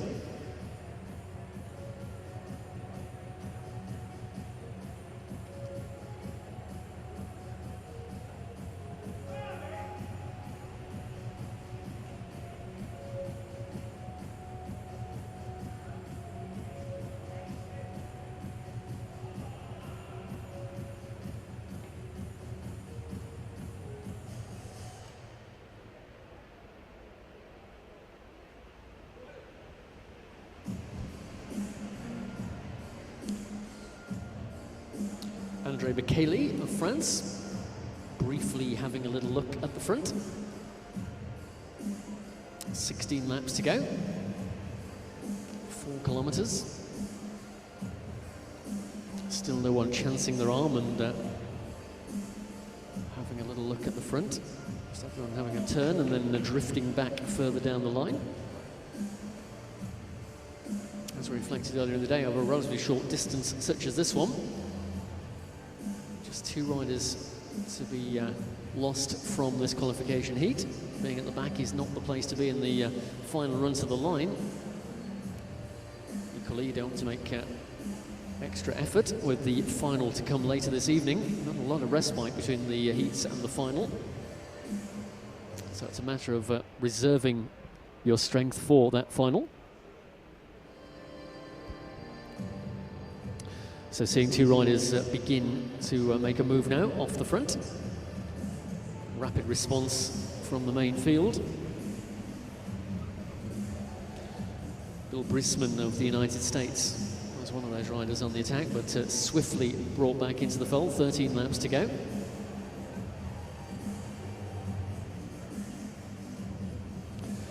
Well, when the field rides high like that, it's an opportune moment for a rider to drop down into the well of the track and try and gain some ground.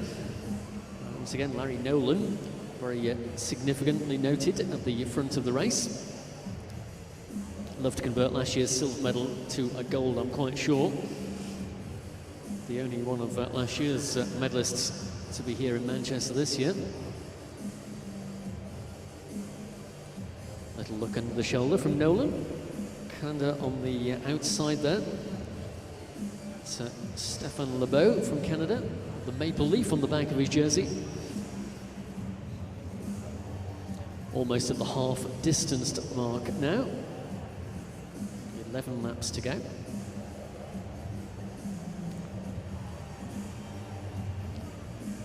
Aubrey Gordon from Guyana is second in the line.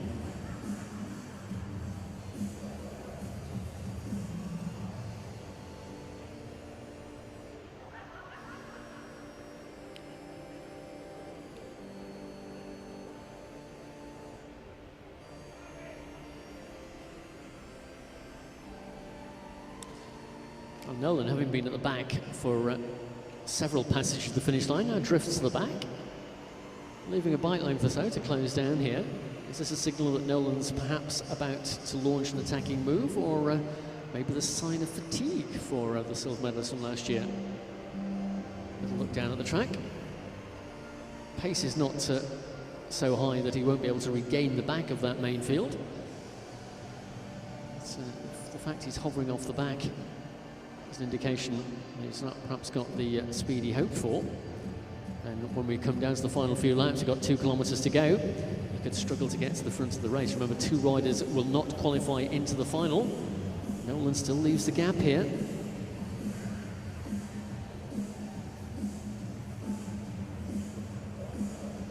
Now he starts to have a look up the inside. Remember, you have to go around the outside of your opponents unless there is a clear gap. We saw a rider warned in the preceding race for taking ground on the inside. So Nolan will have to try and work his way around the outside of this bunch. No room to go underneath. 6 laps to go, 1.5 kilometres. Bunch closes up once more. No one wants to chance their arm here and inject the pace too early. Canada, been notable at the front for Stéphane Lebow once again.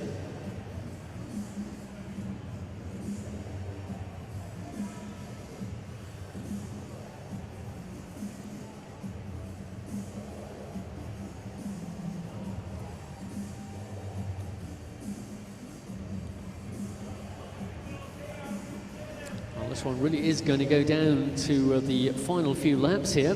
Got a kilometre to go, 4 laps remaining. Any attacking move now is going to have to be a decisive one, as they're running out of time and laps.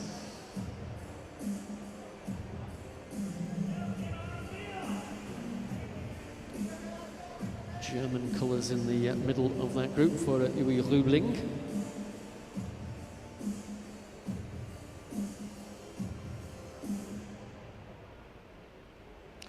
3 to go. Any moment I'm quite sure the pace is going to lift considerably. Rider on the front who is starting to drive this is Bill Briesman from the United States of America.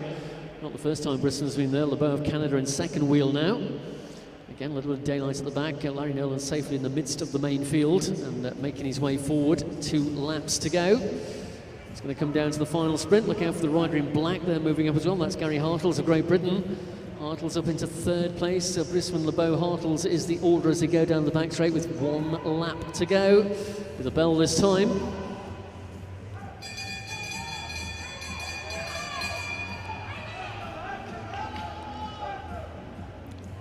Well, the rider has lost ground at the back. He'll be one of the 2 who won't make the cut for the final.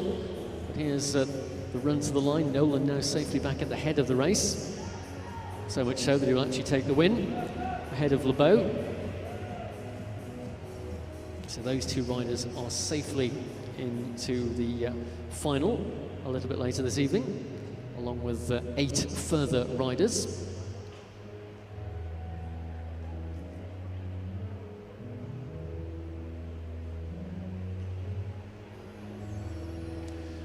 We'll confirm at least the top 5 for you in a moment or two on the scoreboard.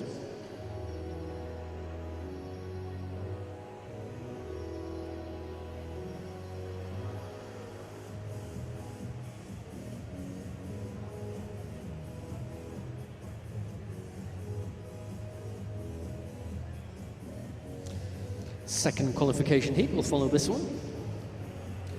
Again, to give us 10 riders to go through into the final. So there you go, it was Briesman from Lebow. Bruno Dehaene from France was 3rd, and Larry Nolan safely into the next round in 4th place. I would challenge anyone to work out what the 5th place rider was. I think it's Uwe Rübling of Germany. I think it's slightly defeated our scoreboard there, but he was 5th across the line.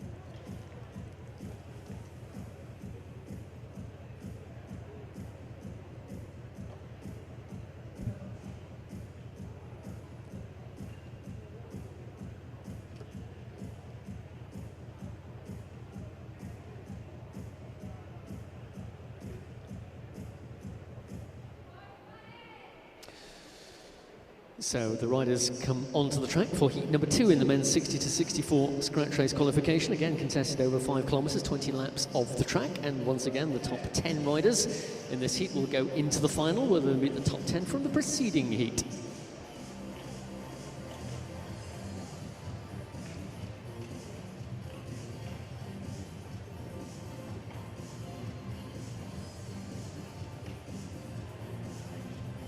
Looks like 13 riders will be lining up for this one.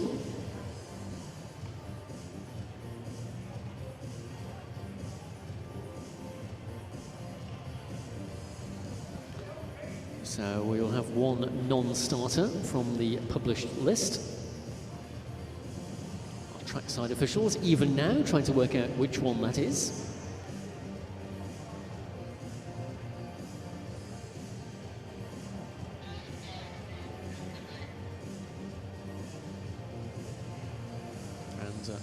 My good friend Kevin Sturgeon wins the battle to work out who it is. 458 is our non-starter, David Fetter of the United States of America.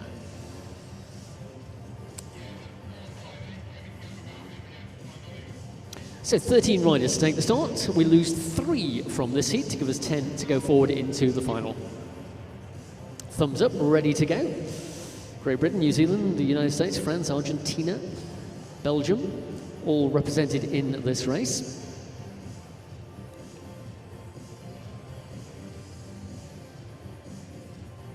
In fact, 8 of the 13 riders are from the home nation of Great Britain.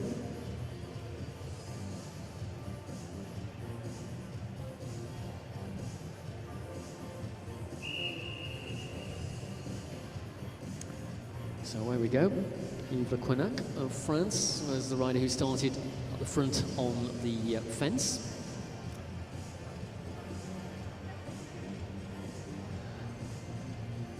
I shall now be accustomed. The first lap is a rolling lap. The gun will fire when our starter is happy that they're all together in one big group when they come into the finishing straight.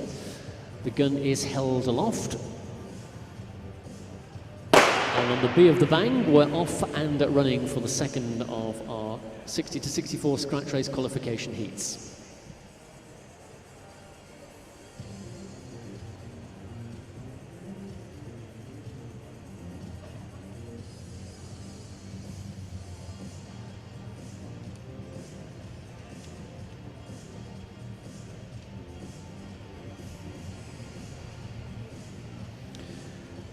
Graham Barclay of Great Britain takes a position at the front. A little look behind to see how the rest of the field are arranged, and the answer is relatively lined out. First 2 laps already completed. James Rutherford, to give him his Sunday name, Jimmy Rutherford, of course, at the front of the group when they came through that time.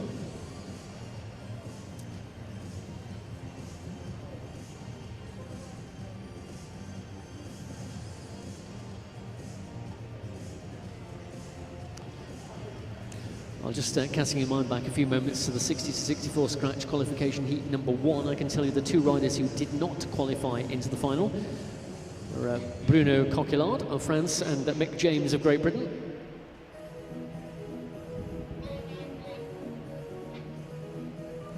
It looks like we have a retirement here. Steve Wilkinson of Great Britain comes to a halt. Not sure if it's a mechanical problem. Looking suspiciously at his machine.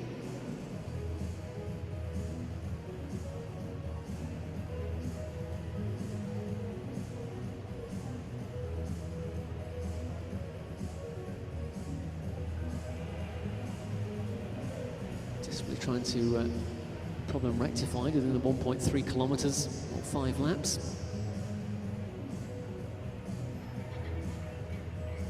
People come to his aid. He's got a long way to go back to his team pen to get this bike sorted.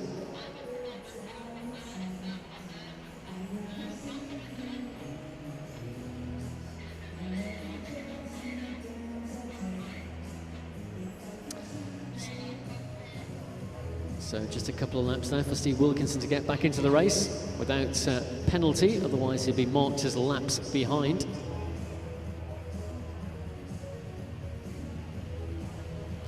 Meanwhile, on the front is Christopher Davis of Great Britain, number 455, with the blue and white stripes. Really is one long line of riders now, with 12 laps to go.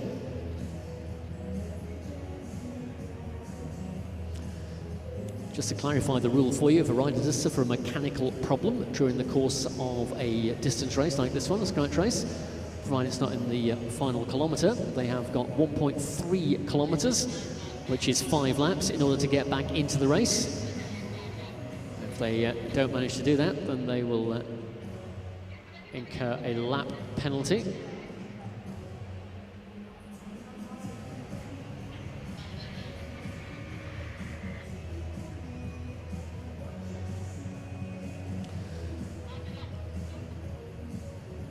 So the race still all together. We've reached the halfway mark, 10 laps to go. Well, he's rejoined, that's Steve Wilkinson.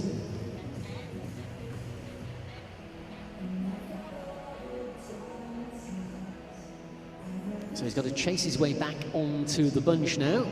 He's had his 5 laps out, just got back in time. So he couldn't await the arrival of the main field, has to chase his way onto the back. They're not at full pelt here, so he will get the opportunity to regain the rear of the peloton. Compliments to the service crew who executed a rapid repair to his bike and got him back onto the track from what was probably one of the furthest team pens away from the point at which he left the track. 2 kilometres, 8 laps to go in Heat 2 of the men's 60 to 64 scratch race qualification.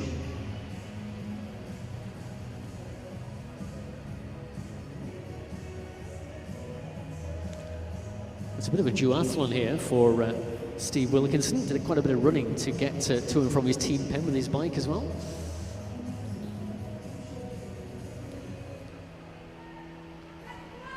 Colours of Belgium in the middle of the front row when they went through that time. That's Luc Nieuwen from Belgium in the pale blue with the bands across the centre of the jersey. Once again, this one looks likely to come down to the final sprint. Just a little bit of daylight emerging now at the back of the field. Rider with a slightly flappy number there, I think is rider from France, Jean-Pierre Jambert. In fact, it may well have been Jorge Hermida of Argentina. Those colours.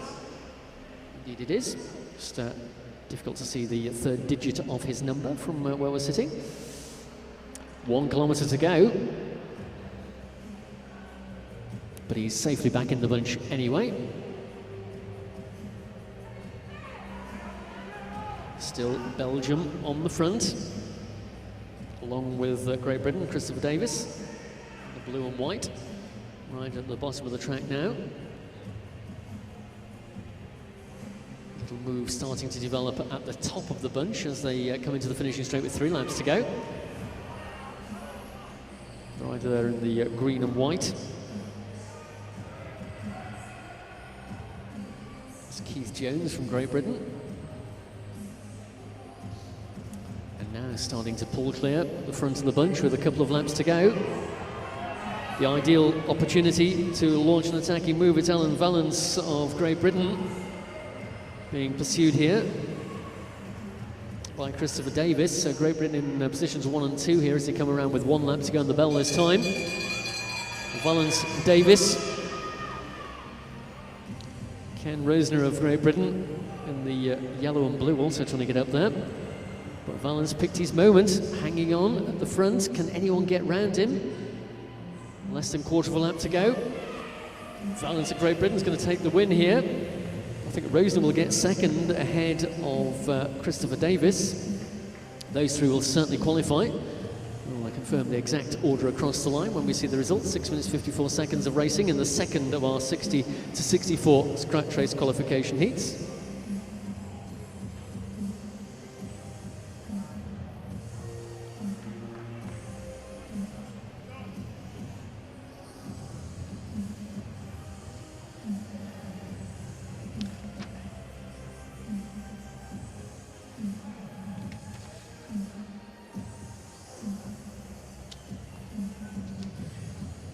So confirmation it was the order as we called it, with Alan Valence first across the line ahead of Ken Rosner, Christopher Davis in third, and Jean-Pierre Guimbert of France picking up fourth place in that qualification heat. 10 of those riders, the first 10 across the line, will go into the final, which comes up a little bit later on this evening.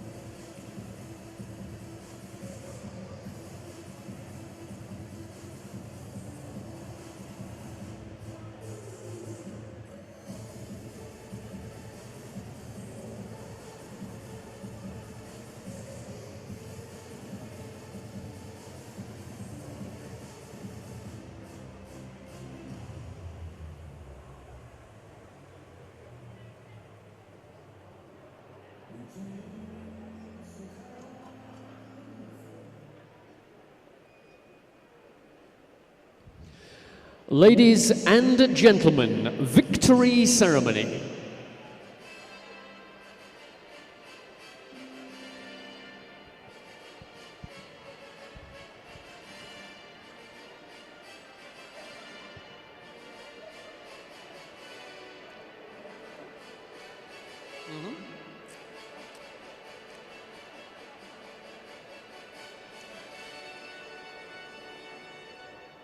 Victory ceremony of the UCI Masters Track Cycling World Championships.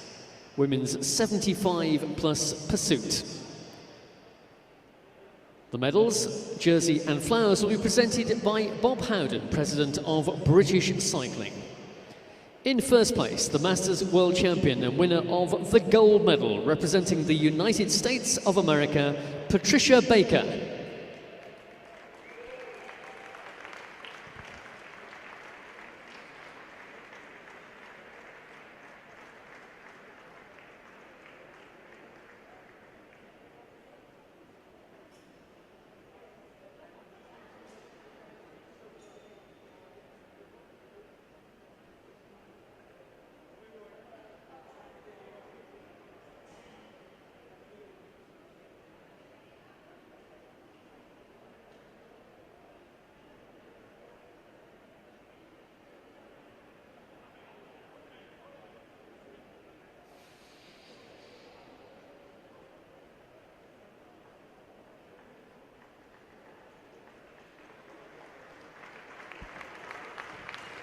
Ladies and gentlemen, may we have your attention now for the national anthem of the United States of America.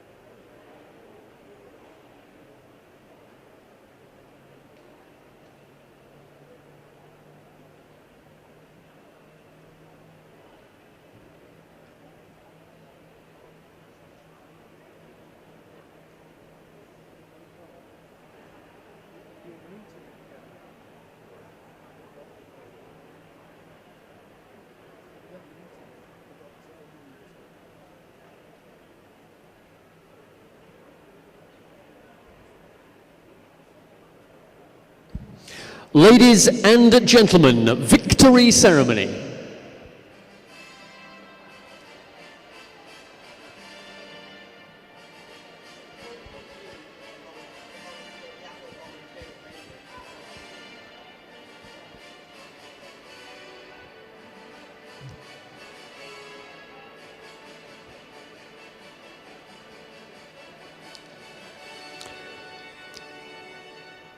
Victory ceremony of the UCI Masters Track Cycling World Championships, female 60 plus pursuit.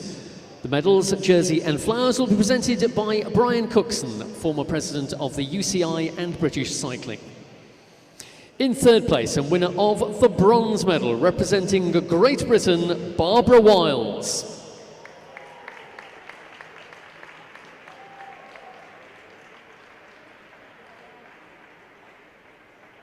In second place and winner of the silver medal, representing the United States of America, Lillian Pfluke.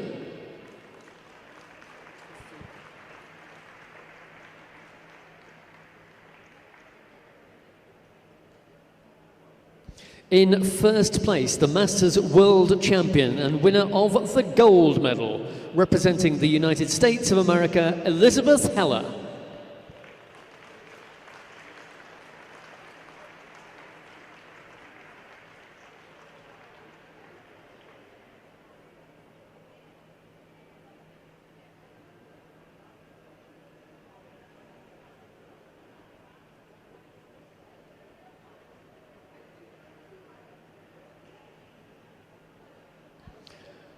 Ladies and gentlemen, may we have your attention for the national anthem of the United States of America.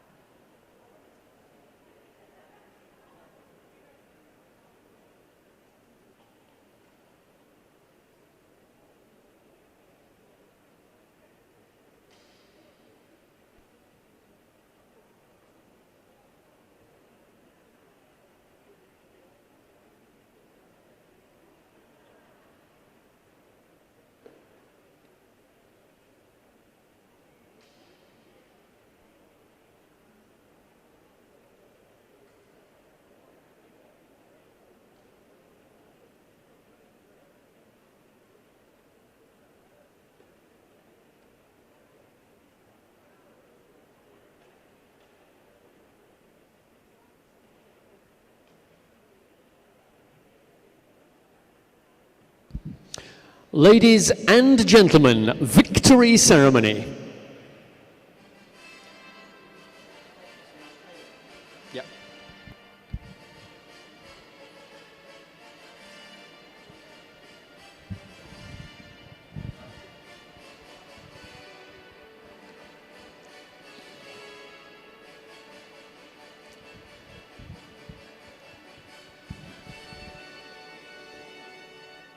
Victory ceremony of the UCI Masters Track Cycling World Championships, female 55 to 59 pursuit.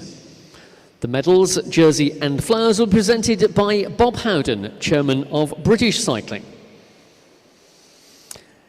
In third place and winner of the bronze medal, representing Great Britain, Carol Scott.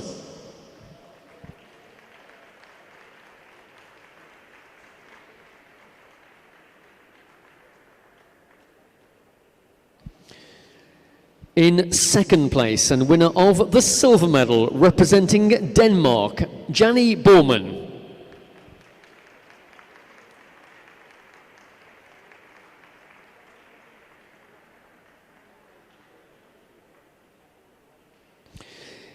In first place, the Masters World Champion and winner of the gold medal, representing Australia, Sally McKenna.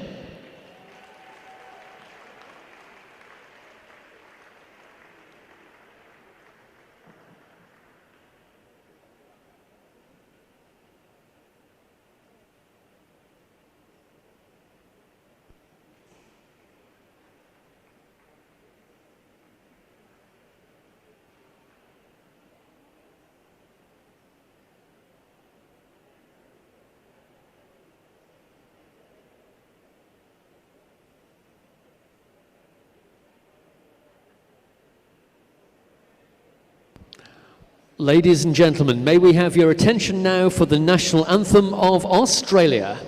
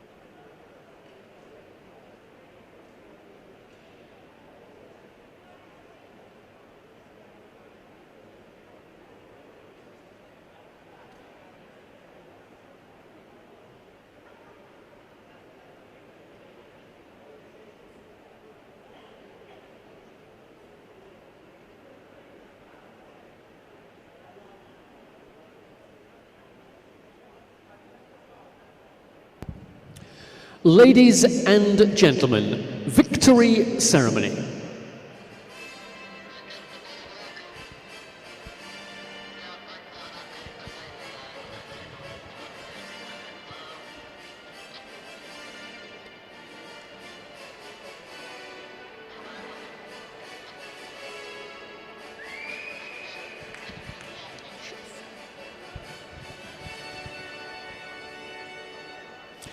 Victory ceremony of the UCI Masters Track Cycling World Championships, female 50 to 54 pursuit.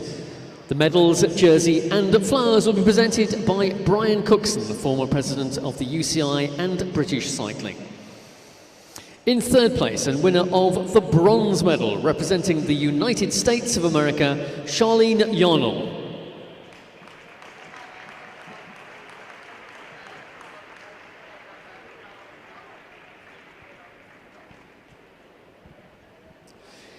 In second place and winner of the silver medal, representing Great Britain, Janet Berkmeyer.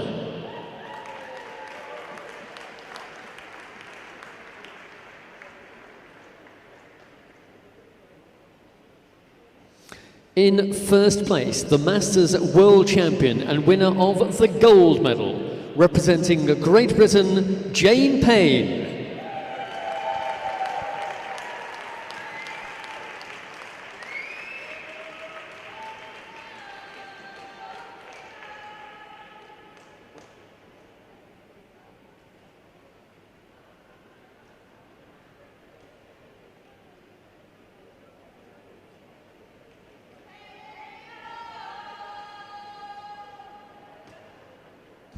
Ladies and gentlemen, may we have your attention now for the national anthem of Great Britain.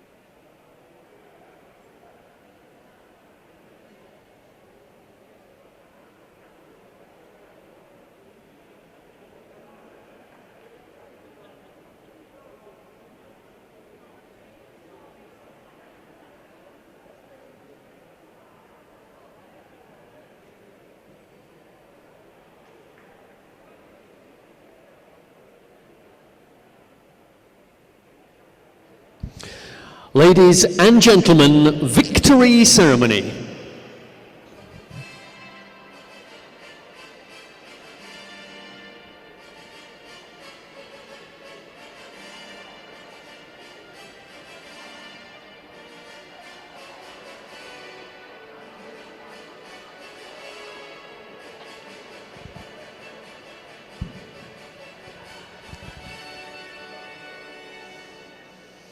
Victory ceremony of the UCI Masters Track Cycling World Championships, men's 55 to 59 scratch race.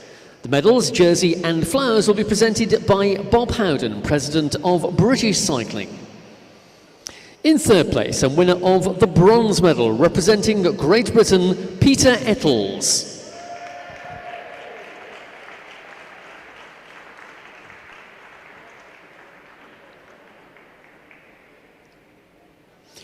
In second place, and winner of the silver medal, representing Slovenia, Andrej Zavbi.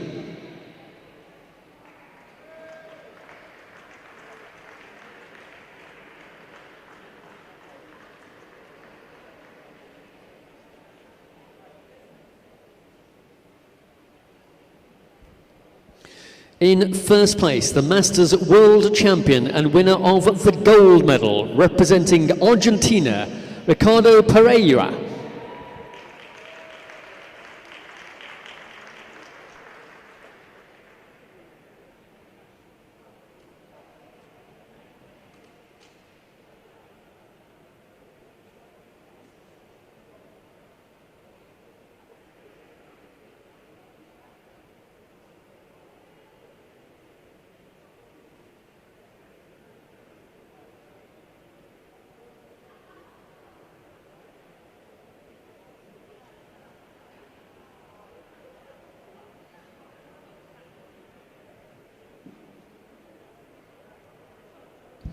Ladies and gentlemen, may we have your attention now for the national anthem of Argentina.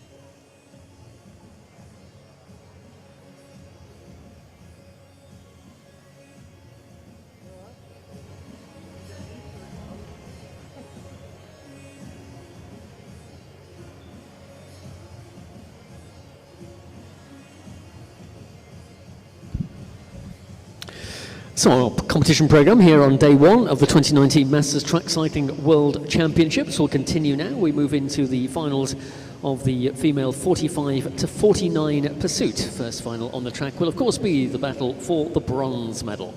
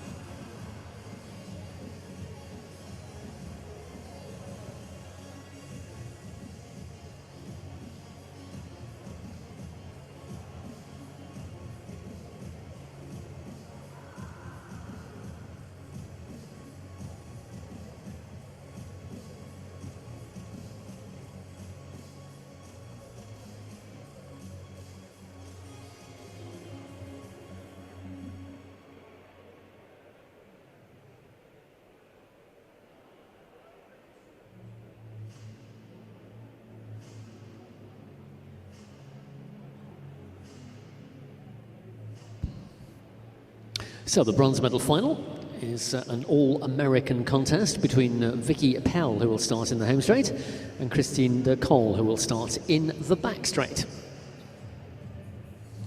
Vicky Appel, the bronze medalist last year in Los Angeles. Her time in competition earlier today, 2:33.805, and her opponent Christine de Cole clocking a time for 2:36.292. So notionally the advantage in favour of the rider in the home straight.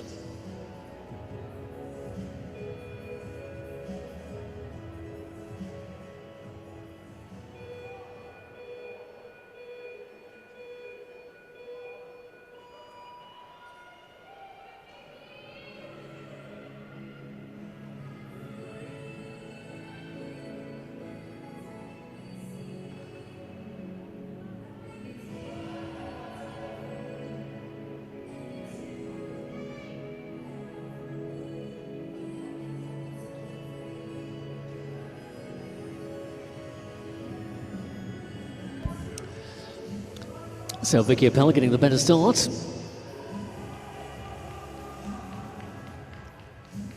De Cole needs to try and match her pace. Already she's fallen 2 seconds behind the first couple of laps.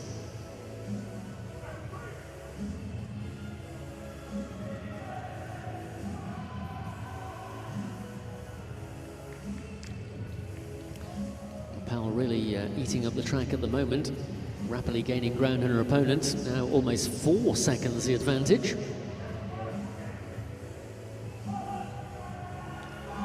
Well, if she comes out on top in this one, she'll repeat her feat from 12 months ago by taking the bronze medal. Appel in the all black here with the twin disc wheels. Through the line she goes, half distance. The completion of the opening kilometre in 1:17.378.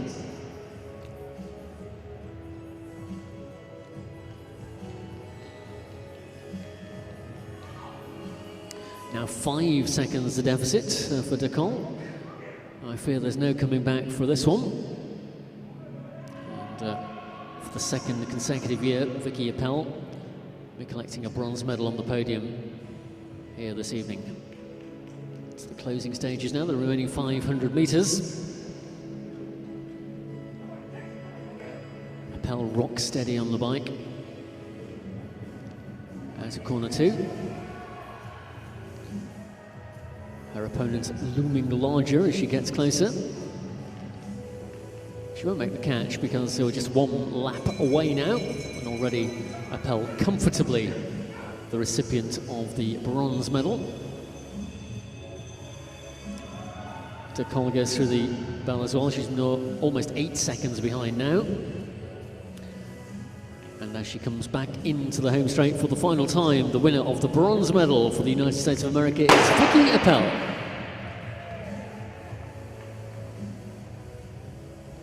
(2:35.120) the time for Appel, and Christine de Cole in 2:41.730.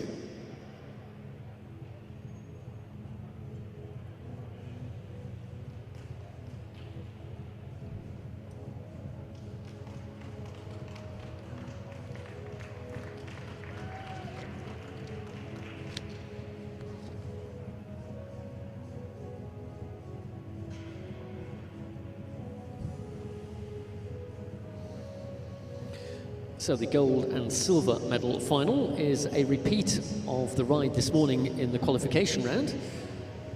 The two riders involved posting the first and second fastest qualification time. Starting in the home straight, the fastest qualifier and also the silver medalist from 12 months ago for the United States of America is Kylie Pfluke, posting a time of 2:29.863 in qualification this morning. Her opponent from New Zealand will start in the back straight. It's Penny Pawson, who are on the way into this final. The qualification ride had a time of 2:31.678.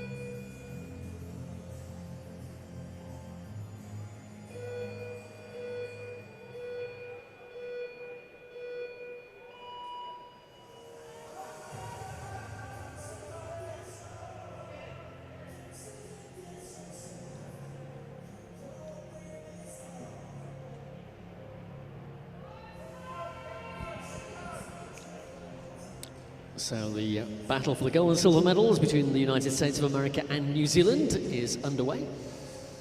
8 laps of the track, 2 kilometres to decide the outcome of this one.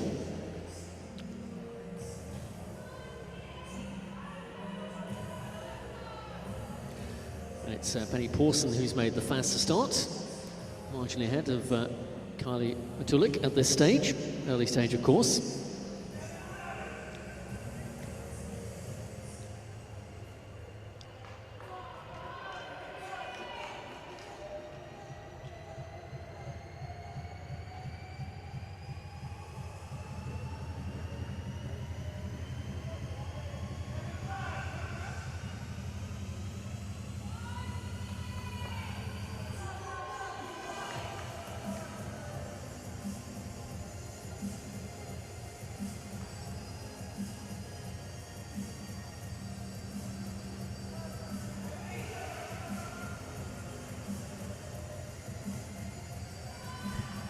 Into the second kilometre, still advantage Pawson by just 0.198 of a second.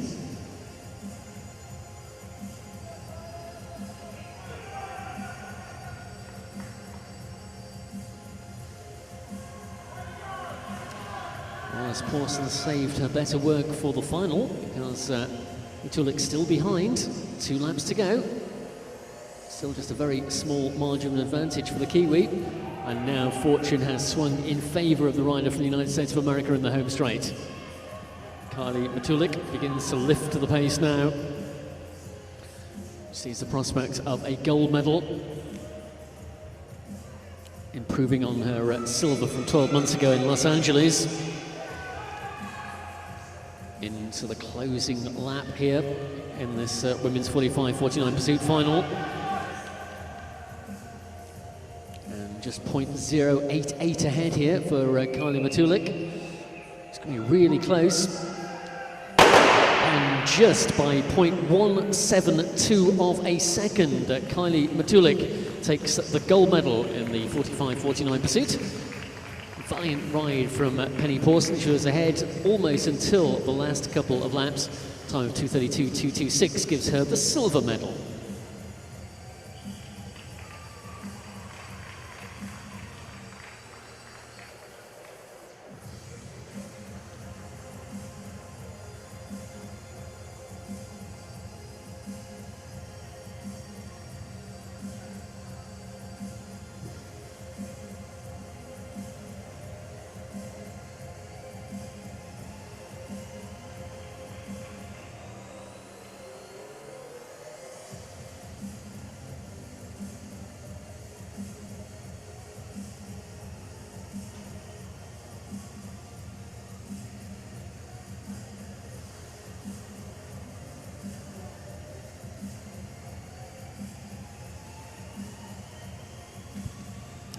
So the pursuit competition continues as we move to the 40 to 44 age category in the female pursuit.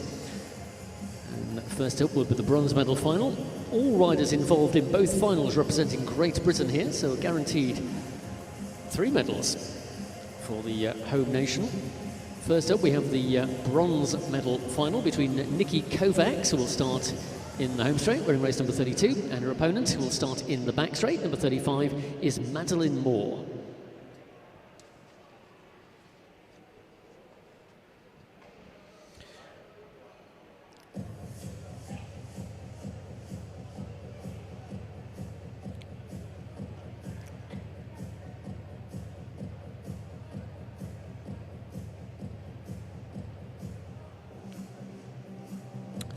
Well, again, these two met in the qualification round earlier today when they rode in the same heat. And it was Kovacs who came out on top, 2:31.464, compared with Madeline Moore's 2:32.151.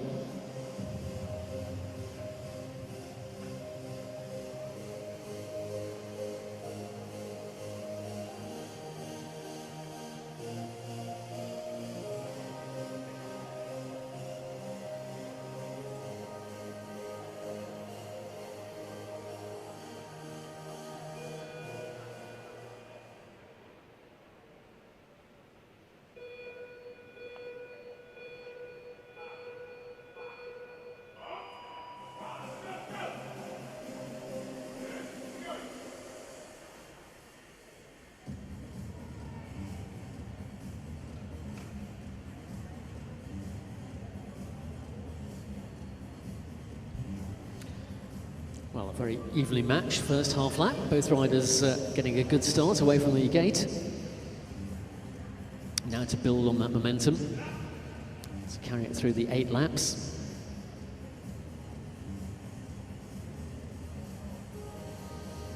Kovacs with a very small advantage, 0.789 of a second.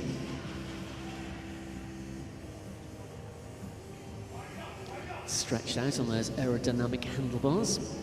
Both riders with twin disc wheels.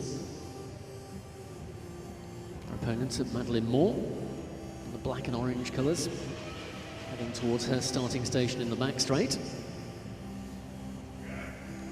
Kovacs' lead increases by 0.2 of a second to 0.903 ahead of Madeline Moore.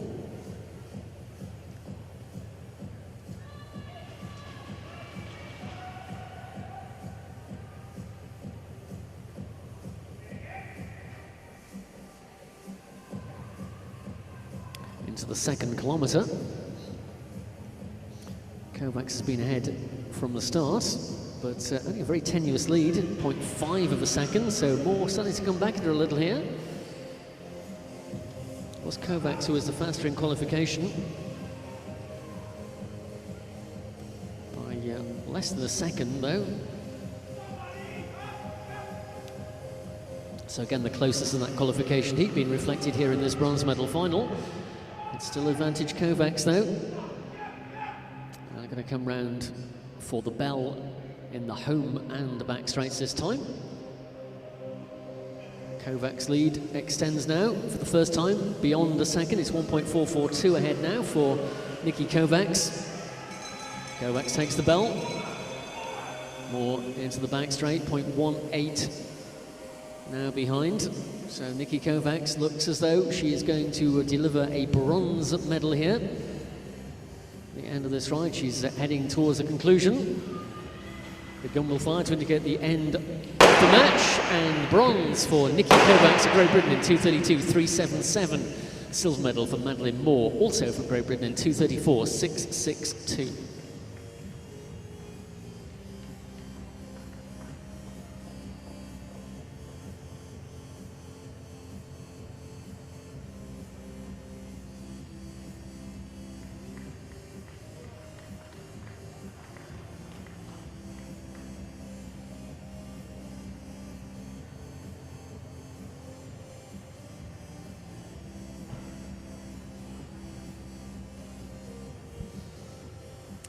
So we'll turn our attention now to the gold and silver medal final.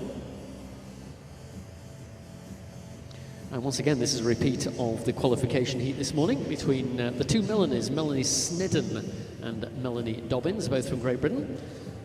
Melanie Snedden was marginally the fastest. They were separated by just 0.2 of a second in qualification earlier today, so this promises to be a really intriguing battle for the gold and silver medals. Melanie Snedden, as the faster of the two, albeit by that very small margin, will start in the home straight, and her opponent, Melanie Dobbins, will start in the back straight.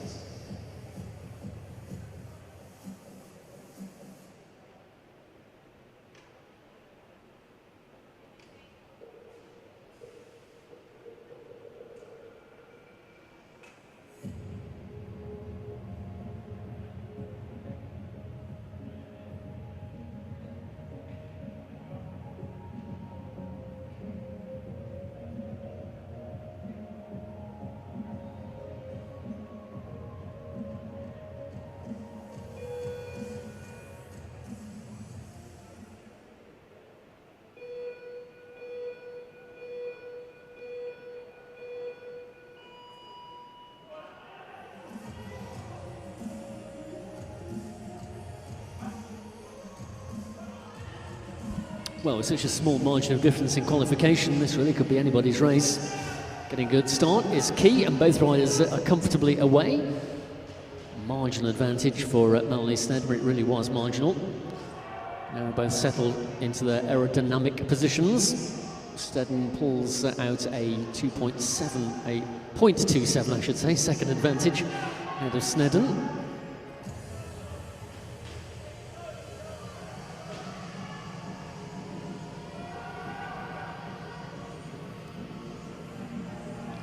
So it all comes down to how much energy you can summon for your second pursuit ride of the day. For a decent period of rest between the two. It does take a lot out of you riding an individual pursuit. Still almost inseparable, just 0.136 still in favour of Snedden in the home straight.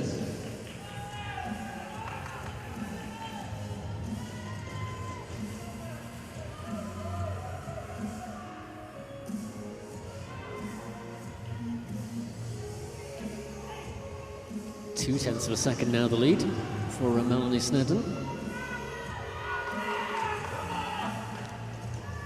But Dobbins pins her back a little.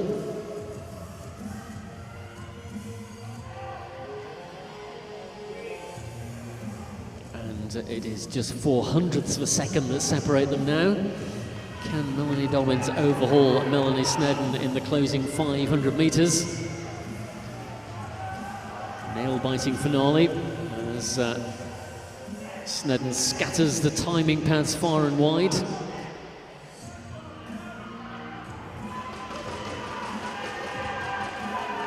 And as we come through, now advantage for Melanie Dobbins. Well, has she saved a little bit in reserve here? Shouts of encouragement here for Melanie Snedden. 0.077 is her deficit.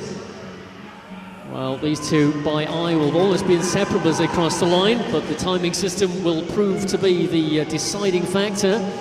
Snedden and Dobbins, advantage for Dobbins going into the final half lap. Here we come towards the line. Oh, and Snedden has taken it back.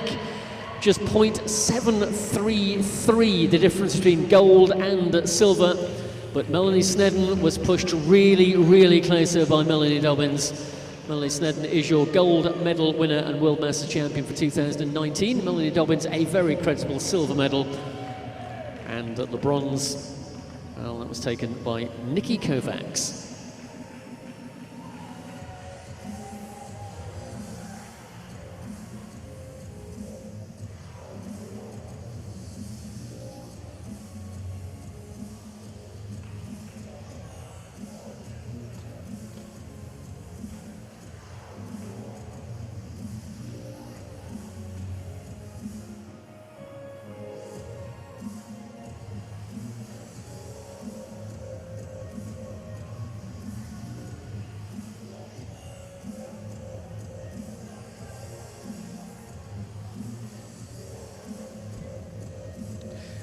So our final pursuit battle for this evening is in the women's 35-39 age category.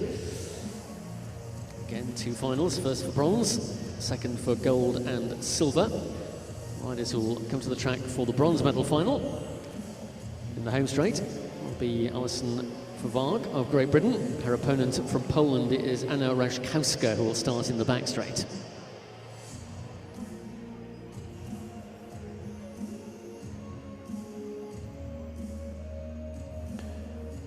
So Pfluke had a almost 2-second advantage in qualification earlier in the day, posting a time of 2:31.685 to Rajkowska's 2:33.434.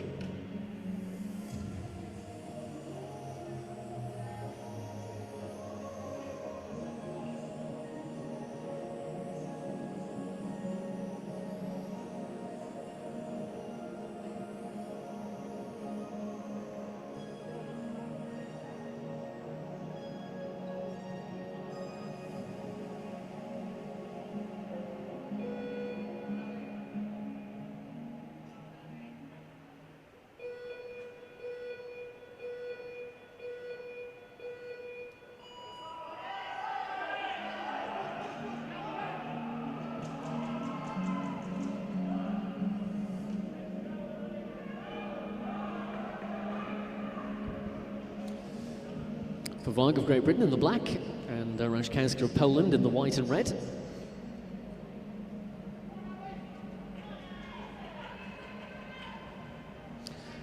It's the British rider who's made the fastest start here by 1.4 seconds.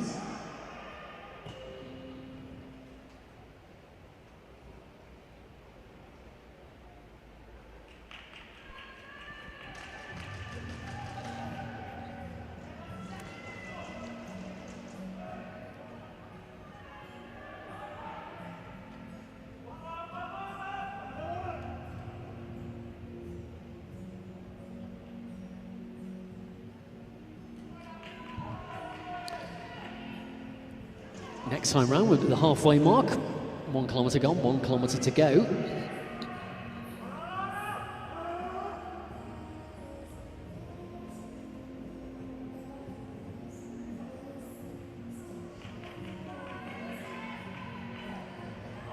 Still not much in it. Advantage now for Rajkowska of Poland.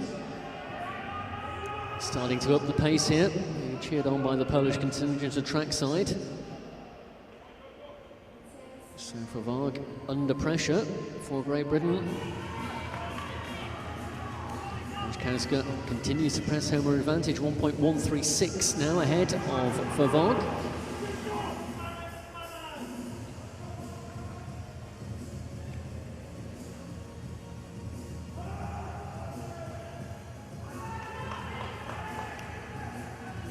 Final 2 laps of this race. Again, another very closely fought contest for the bronze medal. Rajkowska now 1.96 ahead of Alison Pfluke. She'll get the medal, the bell first. Is she on her way to a bronze medal here? Half a lap to go. Gap widens now. It looks as though it is going to be Anna Rajkowska of Poland.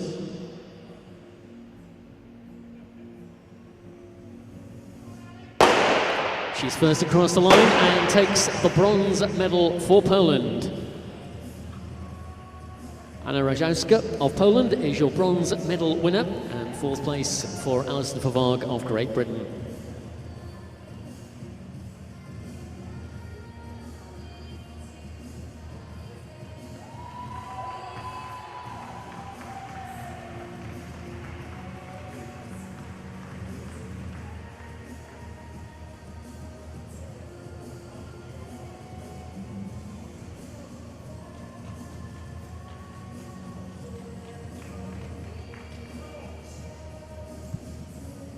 So more Polish interest in the gold and silver medal final as well. In fact, the rider who will start in the home straight was our fastest qualifier from this morning. Anna Rajkowska we saw in the previous heat. This rider from Poland will be Joanna Bankowska. And Joanna Bankowska recorded a new World Masters best time in qualification this morning in 2:26.044.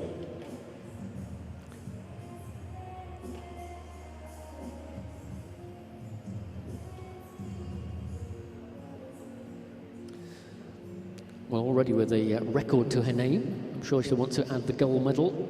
Rider who was trying to deny that opportunity will be Jennifer George of Great Britain. She was 2 seconds off the pace of Bankowska in qualification earlier today.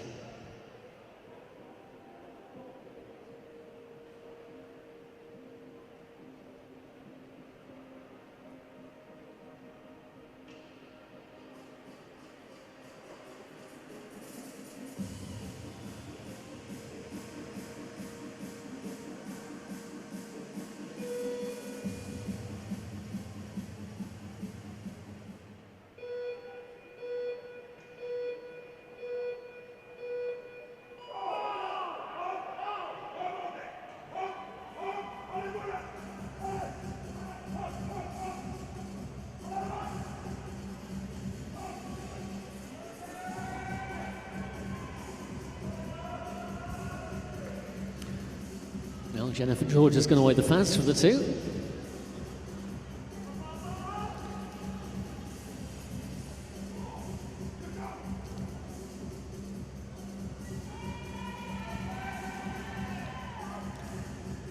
Almost a second ahead of Bankowska after the first 2 laps. 1.5 kilometres still to go.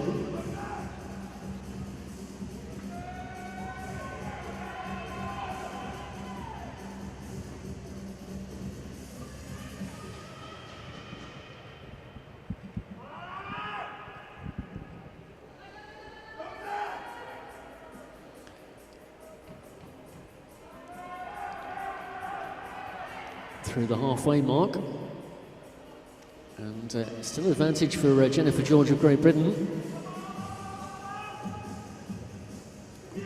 Bankowska though starts to push closer and in fact overhauls her opponent now as we head into the 2nd kilometre. Well, this is beginning to look like a repeat of the progress made in the qualification round this morning, when George finished 2nd best to Bankowska. Poland already with the bronze medal for Raskowska, and if Bankowska can also add the gold medal, it'd be a good day at the office for the Polish team on day 1 of these World Masters Track Cycling Championships. Bankowska beginning to turn the screw now. Jennifer George almost 2 seconds in arrears.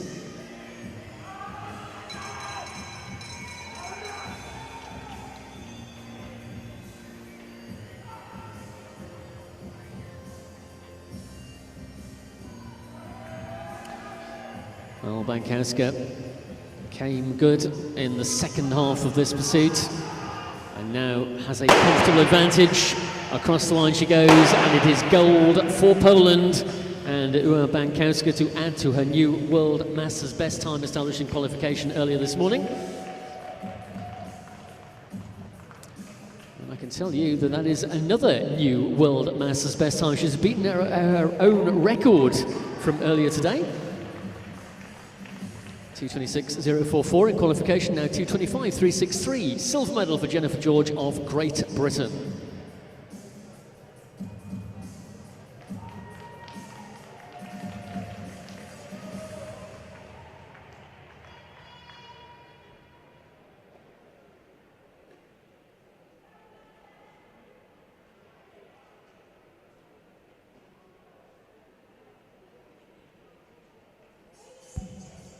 Well, Bankowska won't mind how short-lived her first World Masters best time was, because she's gone and beaten it and still retains the title of World Masters best time, and indeed adds the gold medal in the 35 to 39 pursuit.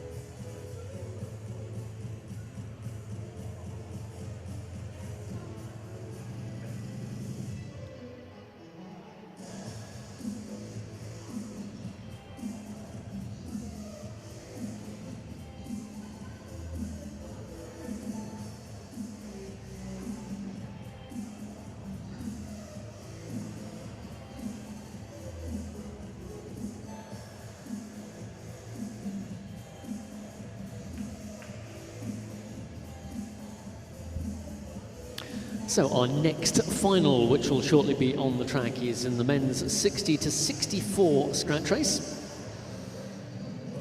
Final contested over 20 laps of the track, 5 kilometres. 20 riders will take the start.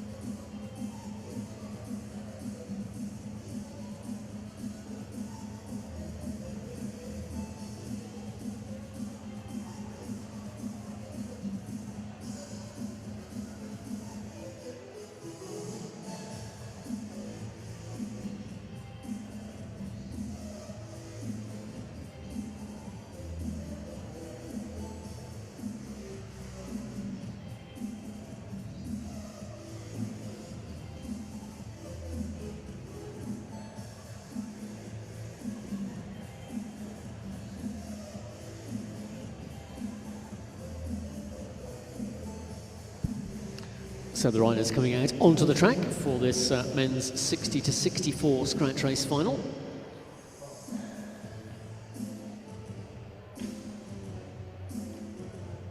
Half the field will line up at the bottom of the track, assisted by a helper. The other half will line up on the fence, assisted by the fence.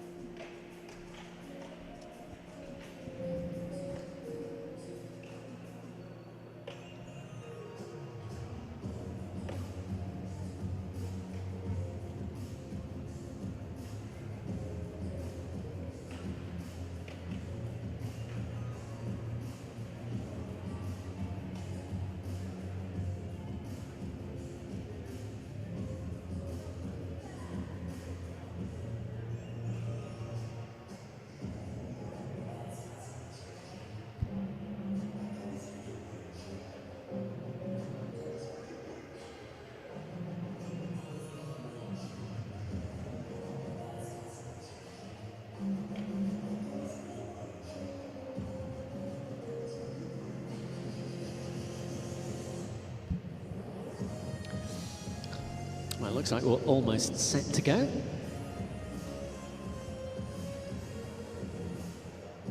Bill Brisbane, the winner of heat number 1, at the bottom of the track.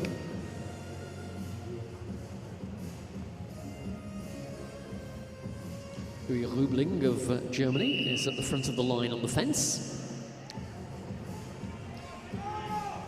Alan Valence of Great Britain was the winner of heat number 2, followed by Ken Rosner. In fact, it was an all-Brit 1, 2, 3 in heat number 2, with Christopher Davis sealing 3rd place. In heat 1, Bill Brisbane was just ahead of Stéphane Lebert of Canada and Bruno Dehaene of France. Gunfire's race is on for the 60 to 64 scratch race final.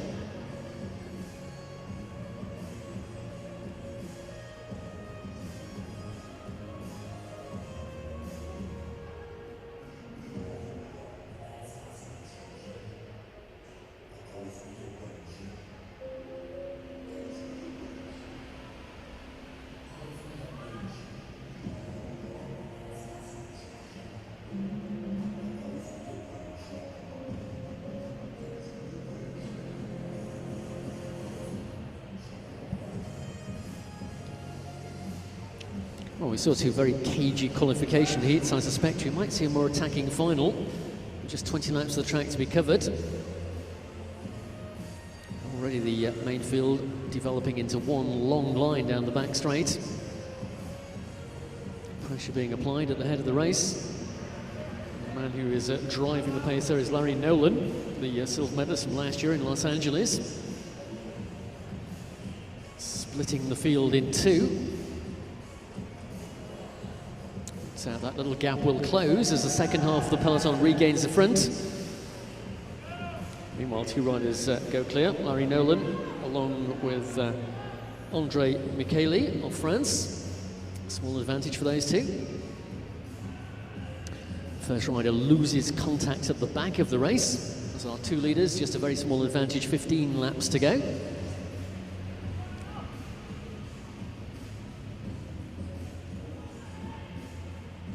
The rider who is off the back is Aubrey Gordon from Guyana. I fear Aubrey won't see the back of that main field again.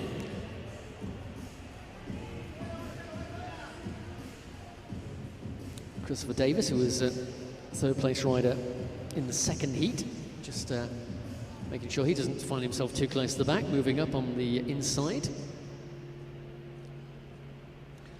Well, it was a brisk start, but the pace has moderated a little bit now as the riders have come back together in one sizable group, 13 laps to go.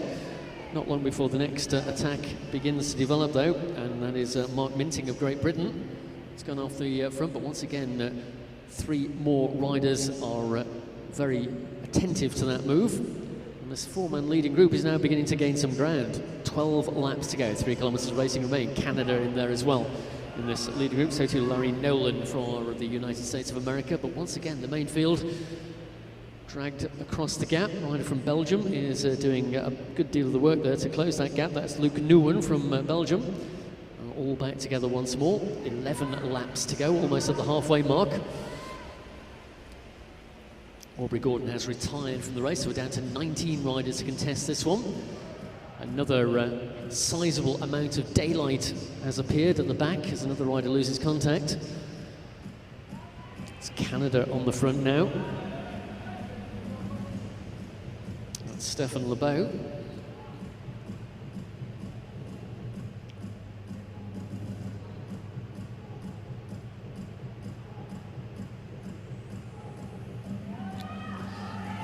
And a new attack. It is off the front of the race for our next rider who's trying to make a move here, Bill Brisman.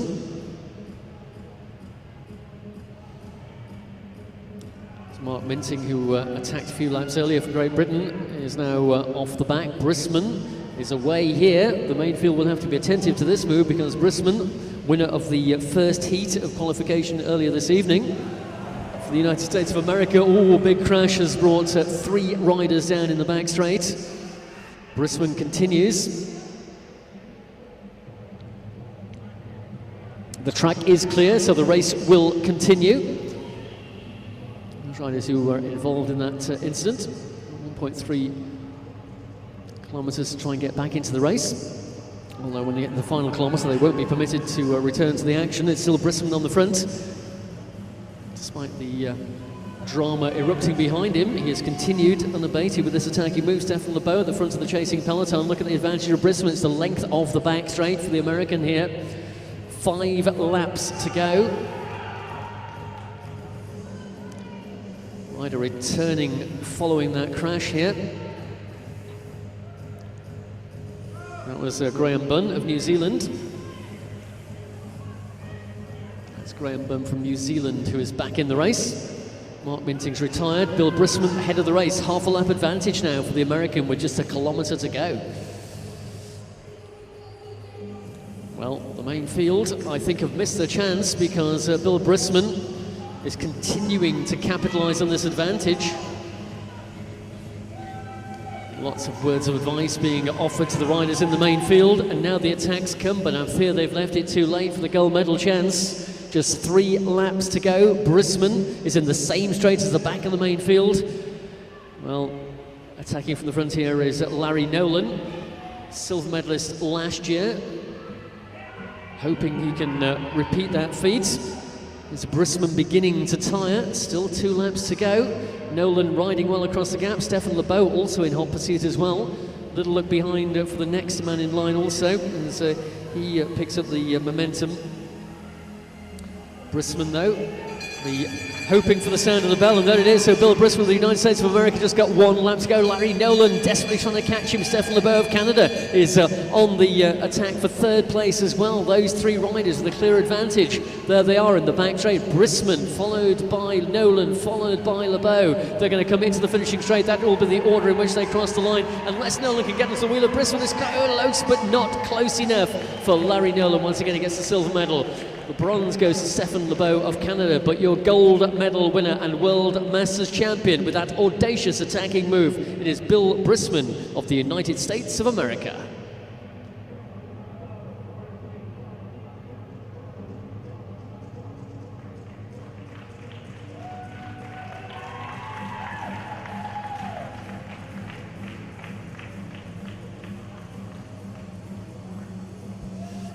So confirmation of that result. Bill Brisman, the gold medal winner, Larry Nolan, once again the silver medalist, and Stefan Lebeau of Canada takes the bronze medal.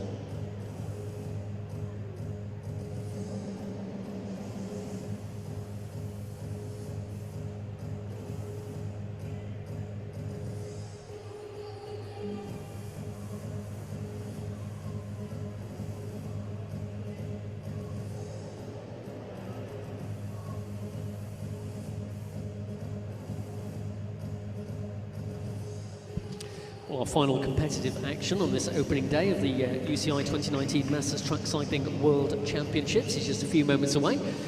Just a necessity for a little repair to the track in the back straight following that crash during the course of the 60 to 64 scratch race. But the race we are about to see is the final of the men's 65 plus team sprint competition. And it'll be between France and Bush Babies from Great Britain.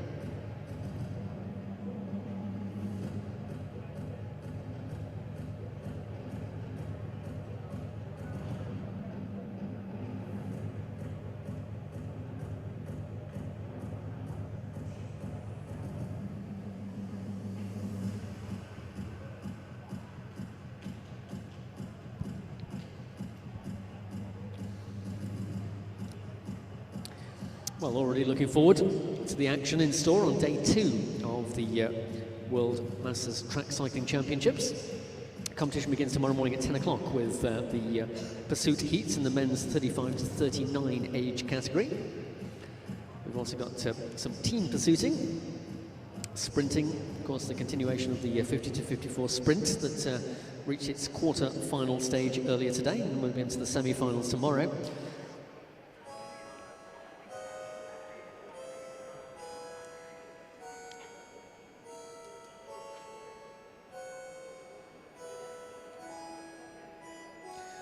If you've missed out on any of the action today, don't forget, not only on live stream as the action happens, you can also rewatch it by visiting the World Masters Track playlist on YouTube.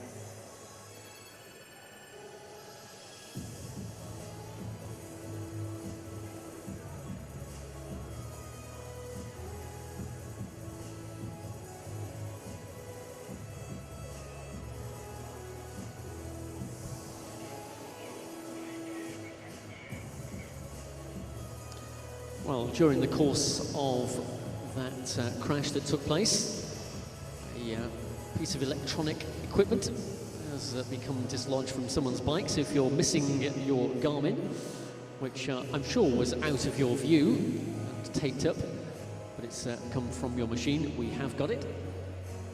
And you can reclaim it from the officials' table. Meanwhile, a very attractive roll of pink gaffer tape has been acquired ready to effect repairs in the back straight.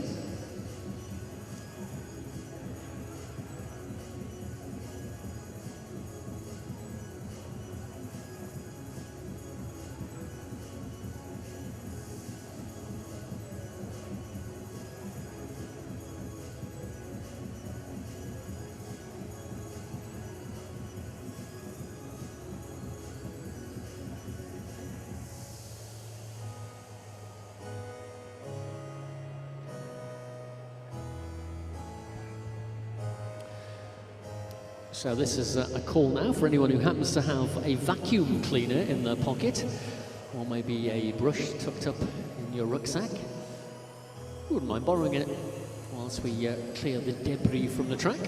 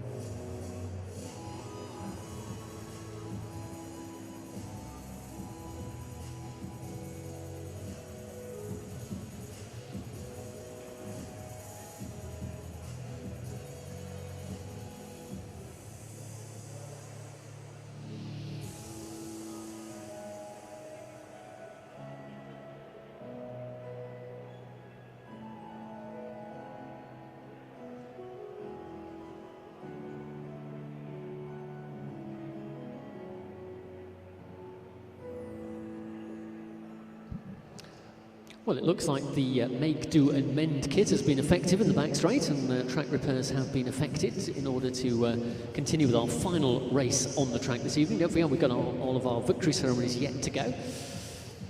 But this is the final competitive action. As previously advertised, it's the final of the men's 65 plus team sprint. Starting in the home straight with the team of France, Michel Francois, Marc D'Angleterre and Christian Muselet. And their opponents in the back straight, the interestingly named Bush Babies, represented by Jeff Cook, Dave Hughes and Pete Humphries, all of whom, of course, flying the flag for the home nation of Great Britain.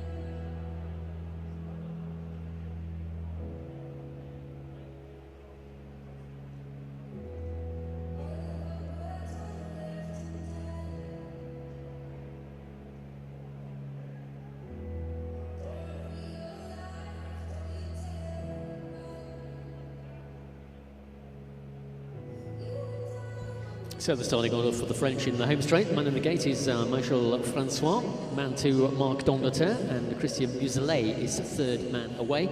And for the Bush Babies in the back straight, Jeff Cook will ride the opening lap, followed by Peter Humphries, and Dave Hughes will complete the distance and record the time.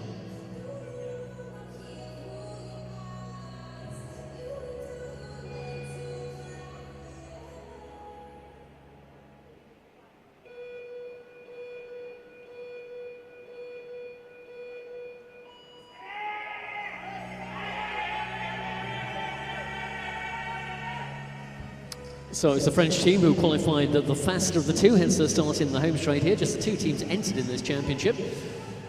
So the qualifications day simply decided which team would start in the home straight and which in the back. Heading around to complete the opening lap as Michel Francois and Jeff Cook will swing off. Man two will take over. For France, it's Marc D'Angleterre. For the Bush Babies team, it's Pete Humphries. Advantage for the Bush Babies at the moment by 0.5 of a second. Final lap will be ridden by Christian Muselet for France and by Dave Hughes for Great Britain. as they come round into that final lap of the halfway mark. It's still Bush Babies with the advantage. Can they bring home the goal for Great Britain here? Heading towards completion of this one. Yes, Bush Babies have taken victory in the final. So Bush Babies take the gold medal. Time of 54.976. France finished with the silver in 56.213.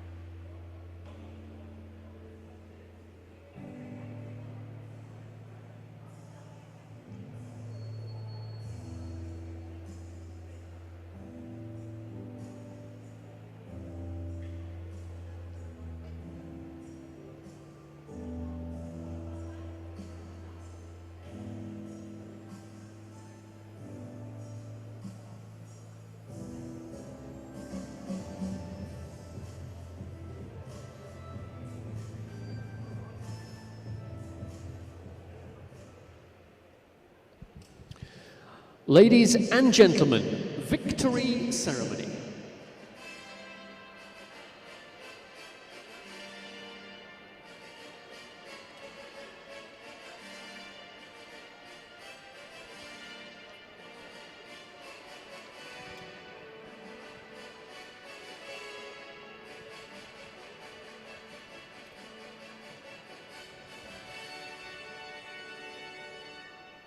Victory ceremony of the UCI Masters Track Cycling World Championships, female 45 to 49 pursuit. The medals, jerseys and flowers will be presented by Brian Cookson, former president of the UCI and British Cycling. In third place and winner of the bronze medal representing the United States of America, Vicky Appel.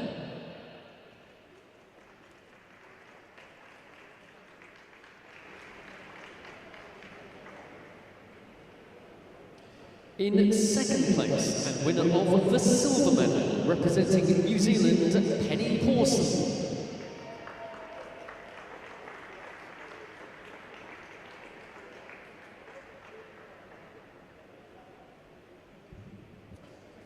In first place, the Masters World Champion and winner of the gold medal representing the United States of America, Kylie Matulik.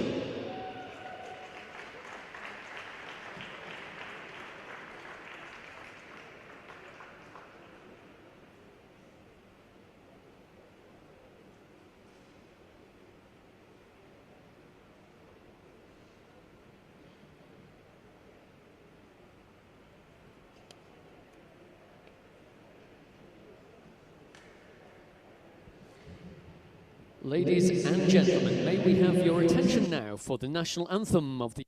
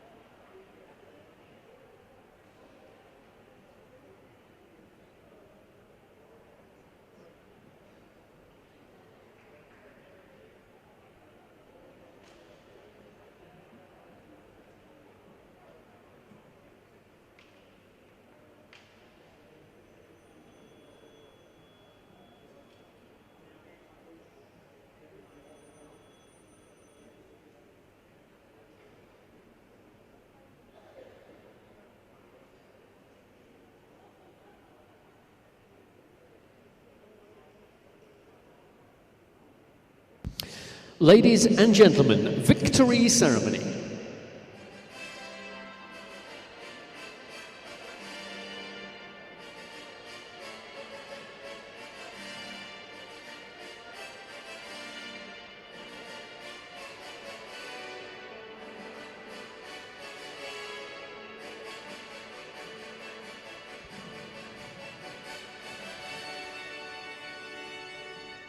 Victory ceremony of the UCI Masters Track Cycling World Championships, female 40 to 44 pursuit. The medals, jersey and flowers will be presented by Bob Howden, President of British Cycling. In third place and winner of the bronze medal representing Great Britain, Nikki Kovacs.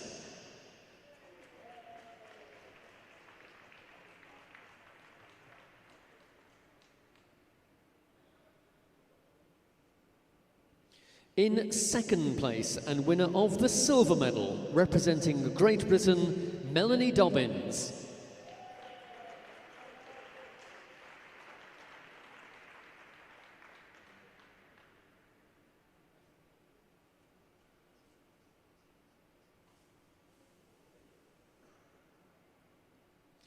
In first place, the Masters World Champion and winner of the gold medal, representing Great Britain, Melanie Snedden.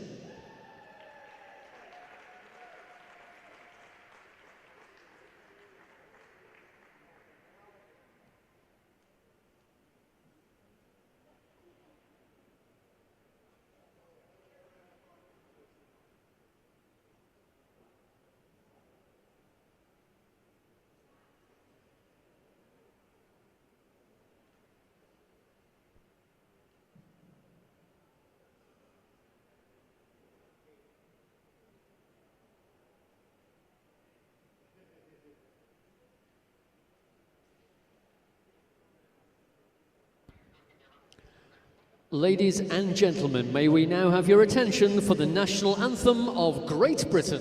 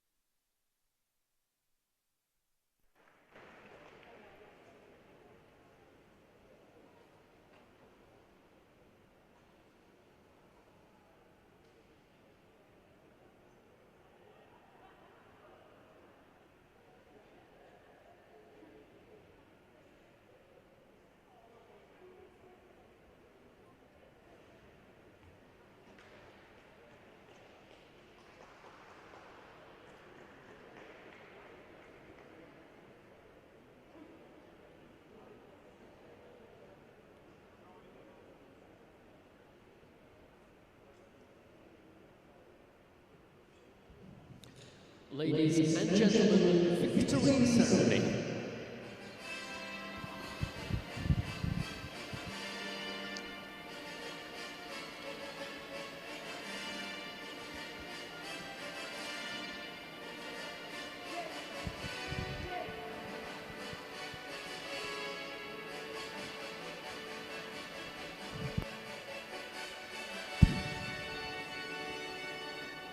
Victory ceremony of the UCI Masters Track Cycling World Championships, female 35 to 39 pursuit.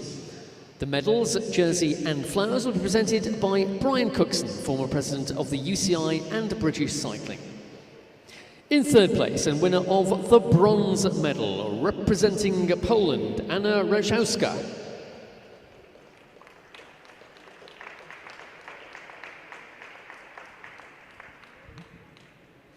In second place and winner of the silver medal, representing Great Britain, Jennifer George.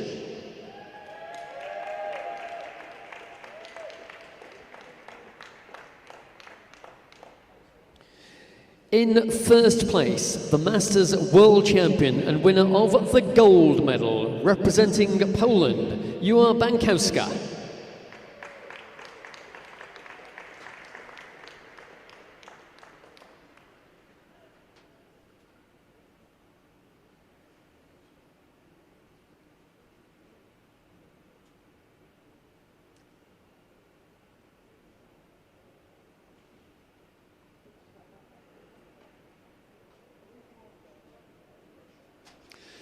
Ladies and gentlemen, may we have your attention now for the national anthem of Poland.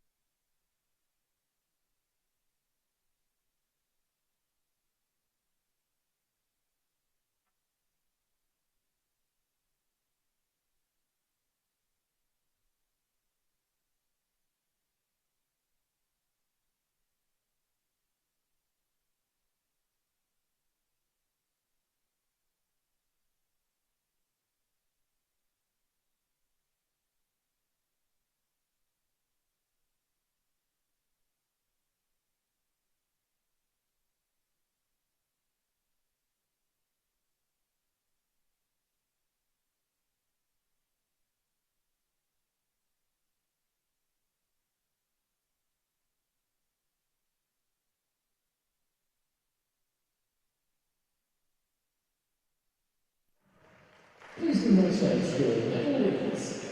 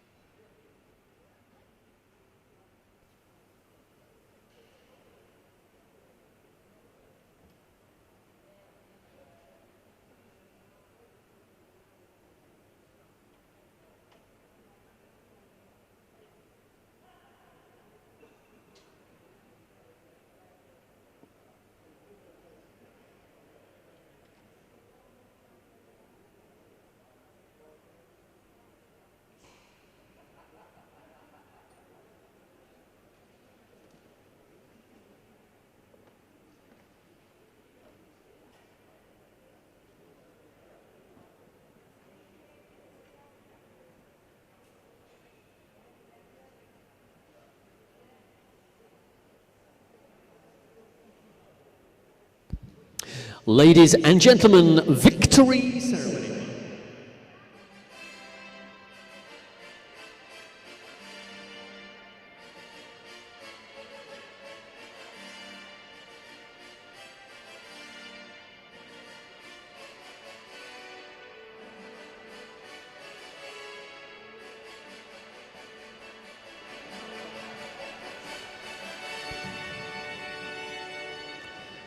Victory ceremony of the UCI Masters Track Cycling World Championships, male 60 to 64 scratch.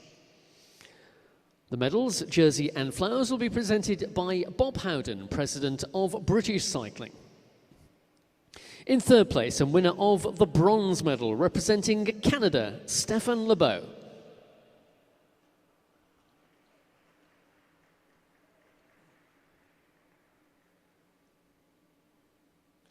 In second place and winner of the silver medal, representing the United States of America, Larry Nolan.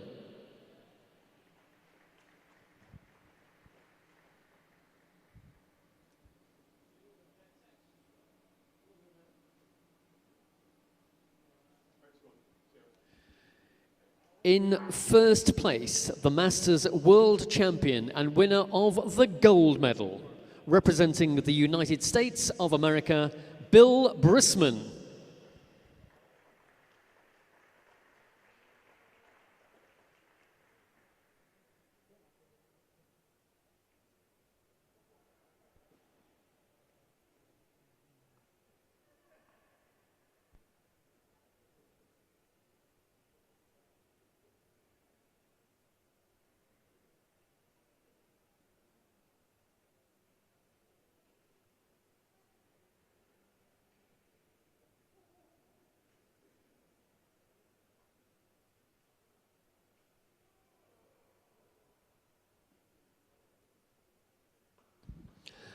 Ladies and gentlemen, may we have your attention now for the national anthem of the United States of America.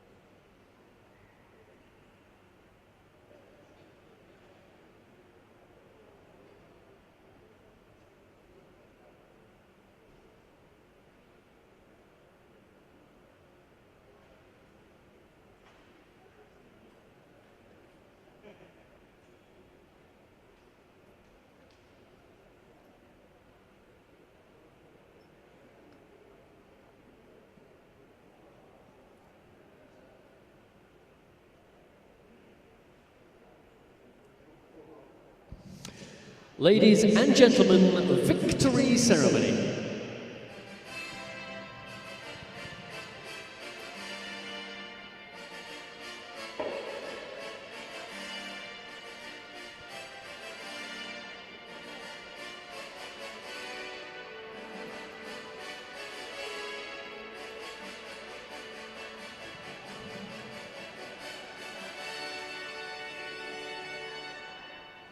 Victory ceremony of the UCI Masters Track Cycling World Championships, male 65 plus team sprint. The medals, jerseys and flowers will be presented by Martin Bush of Bush Healthcare. In second place and winners of the silver medals, France, Michel Francois, Marc d'Angleterre, Christian Muselet.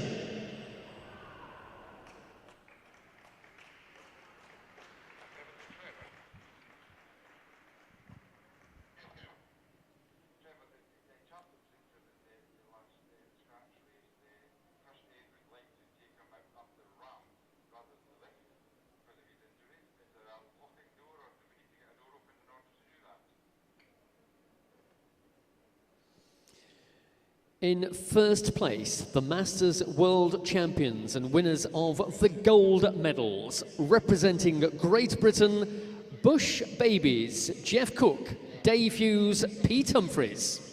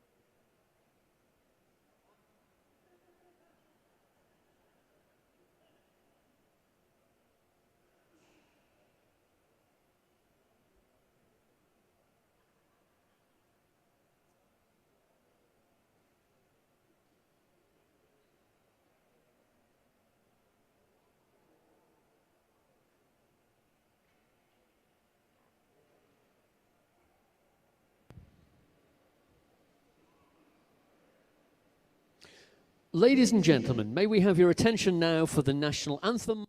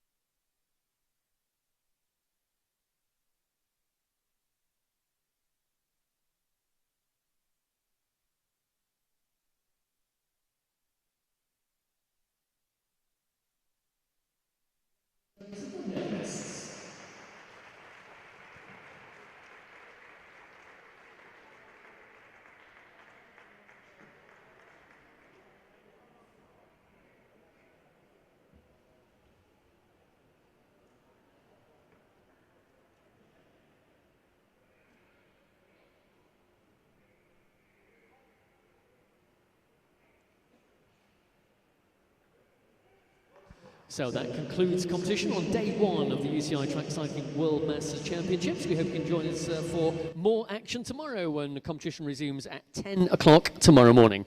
Until then, congratulations to all of our medalists on this first day, and we look forward to seeing you again tomorrow.